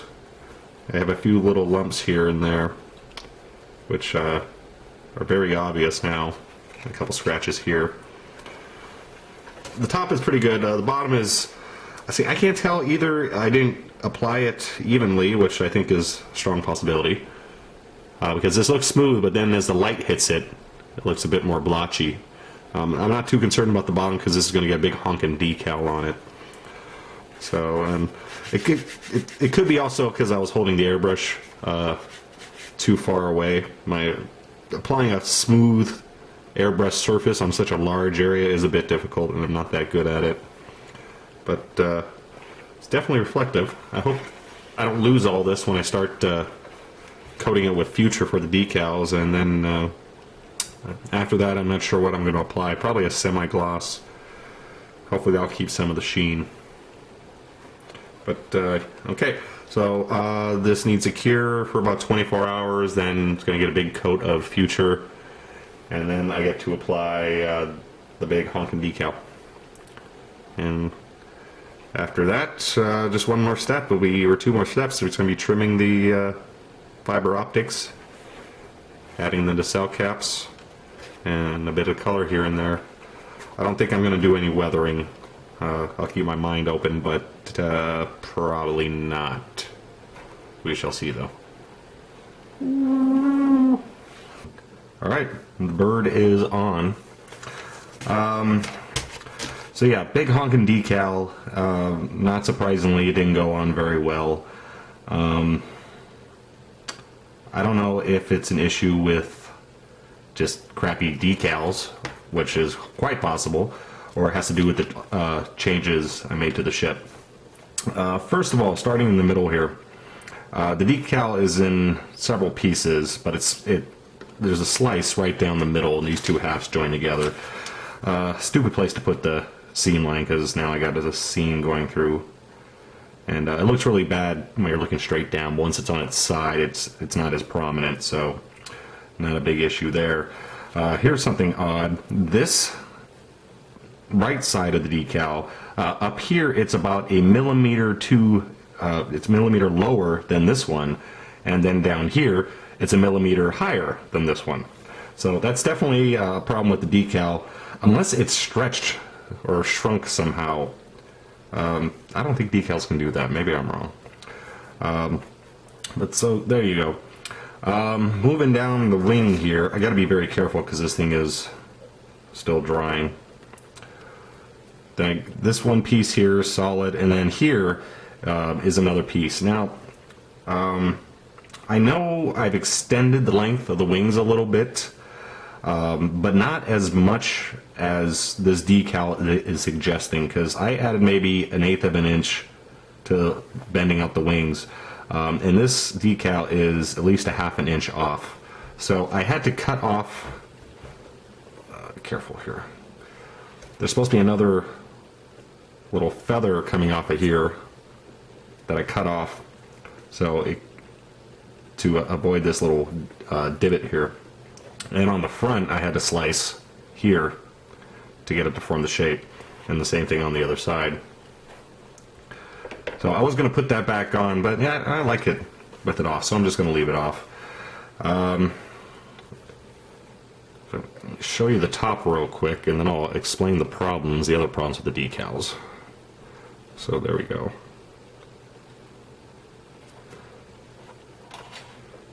Now,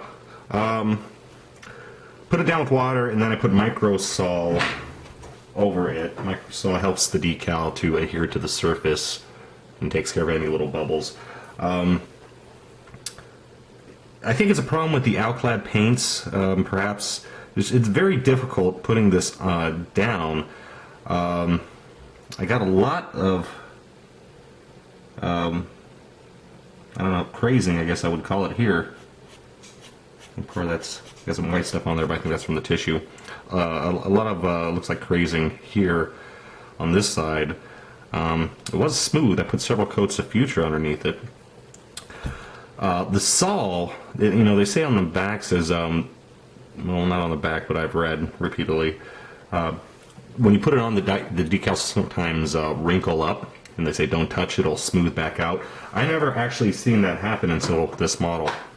So a lot of the wrinkles formed. This was actually a lot worse before, and it's somewhat gone away. Hopefully if I leave it dry overnight, it's going to go away entirely. But it's taking a really long time to dry.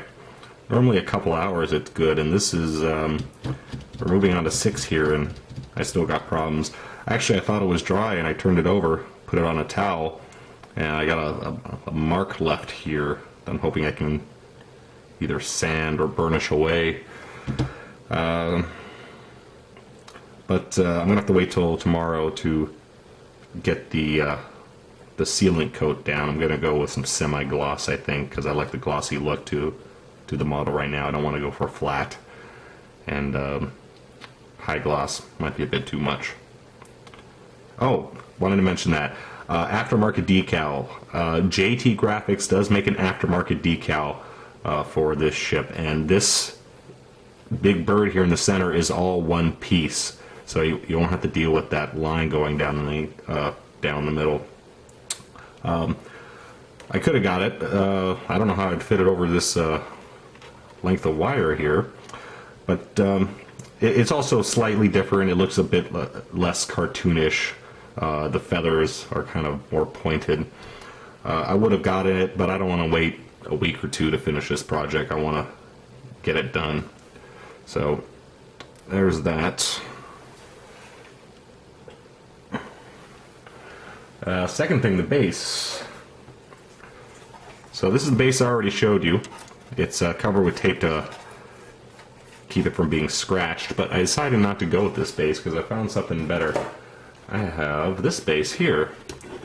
This is a IMEX well, display case.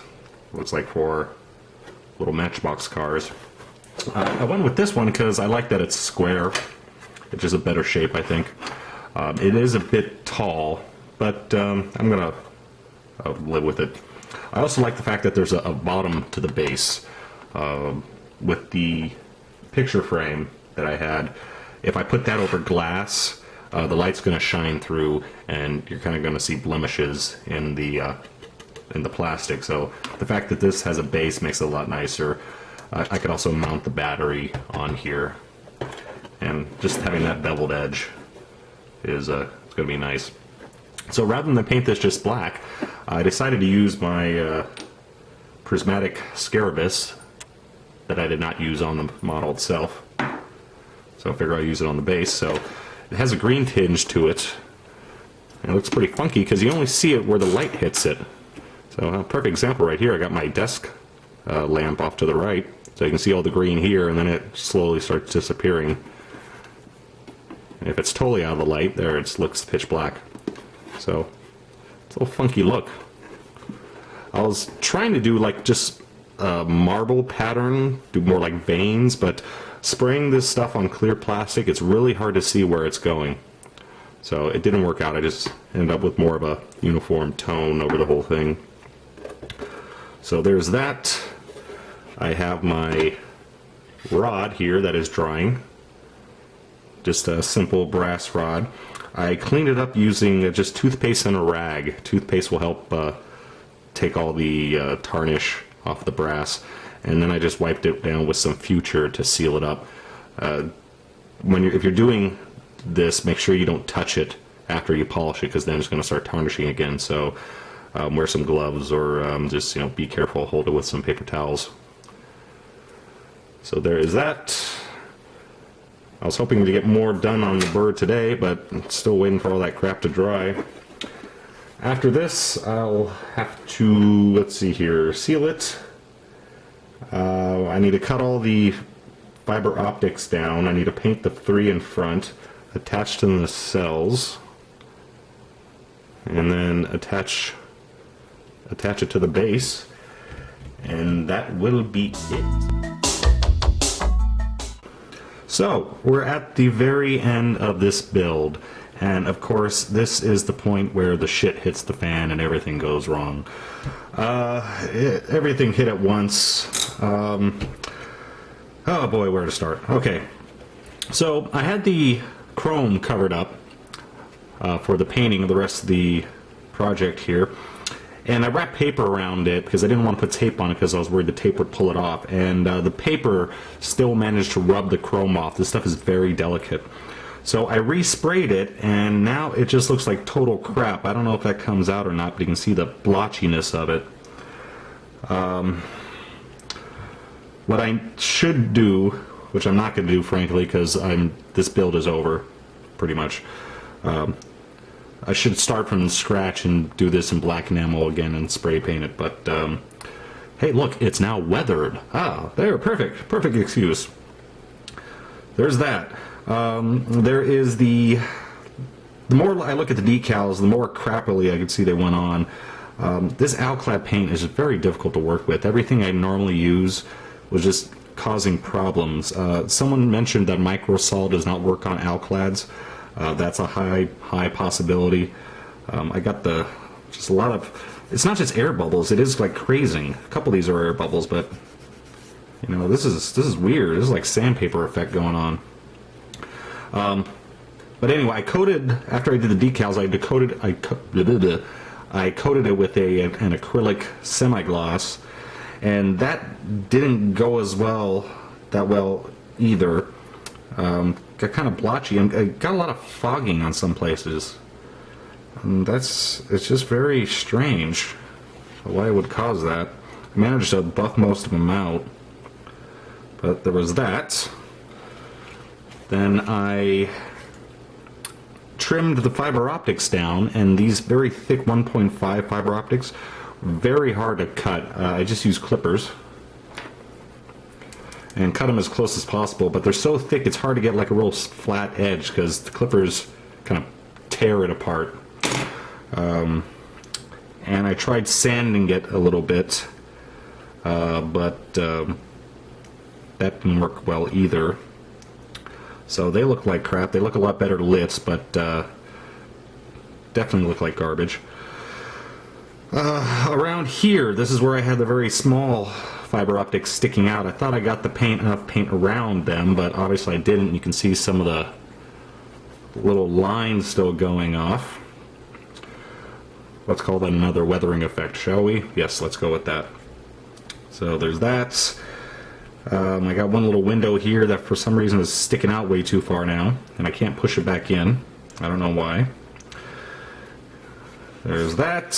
A little blotchy on my paint job in front. Very difficult trying to cut these fiber optics flush because this part is recessed, so chipped quite a bit off. I had to touch it up with some regular metallic paint.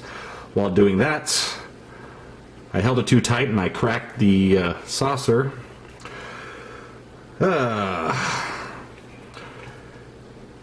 Yeah, shit fan. Just big old mess. So there we have it. The project's done. I just need to mount it and install the final wiring, attach the switch, and we'll call it done. Overall, a lot of work. A lot of work on this project. The overall looks, I mean, I'm somewhat satisfied. I'm kind of disappointed at all the last-minute mistakes. At least it's every project is a learning project. I never had a project where I didn't learn something new on. So I got to work with alclads. I think it looks a lot better with the gloss coat on it. Those layers have lost a couple sheens. It's very difficult to work with. I don't think I'll use again on such a large surface project. Maybe for little bits and pieces it'll work much better. There was that. Someone else sent me an article on how to do the chrome. Said that you should let the black enamel completely cure for an entire week before doing it, and going by his results, he had some excellent chrome results. So if I have to use the chrome again, I'll try that. Fiber optic, I did try some blooming on here. I was kind of worried about melting the plastic. If these were like on the edge sticking out, it'd be a lot easier to bloom, but with this flat surface, didn't work that well. I did bloom some of the, well, I tried blooming all of the square windows, and what that did is made the fiber optic form into a square because it took the shape of the brass tube inside. Don't think it worked for all of them though. There's that. I swear my bird is crinkling even more as each day goes on. I'm going to pretend that's not there. But overall, yeah. So it's my first lighting project. I shouldn't have expected it to come out perfectly. But at least I got one fairly screen accurate bird of prey. Definitely I don't want to build another one, I'll tell you that much. Because this was a lot of work. Could have used some more work probably. But hey, you know what? It's done. So let me stick this on the base and let's take a look at the final shot. Enterprise. Something coming on our viewing screen. Coming at us fast. Lock us under your screen. Switching. Can you see it, Enterprise? Can you see it?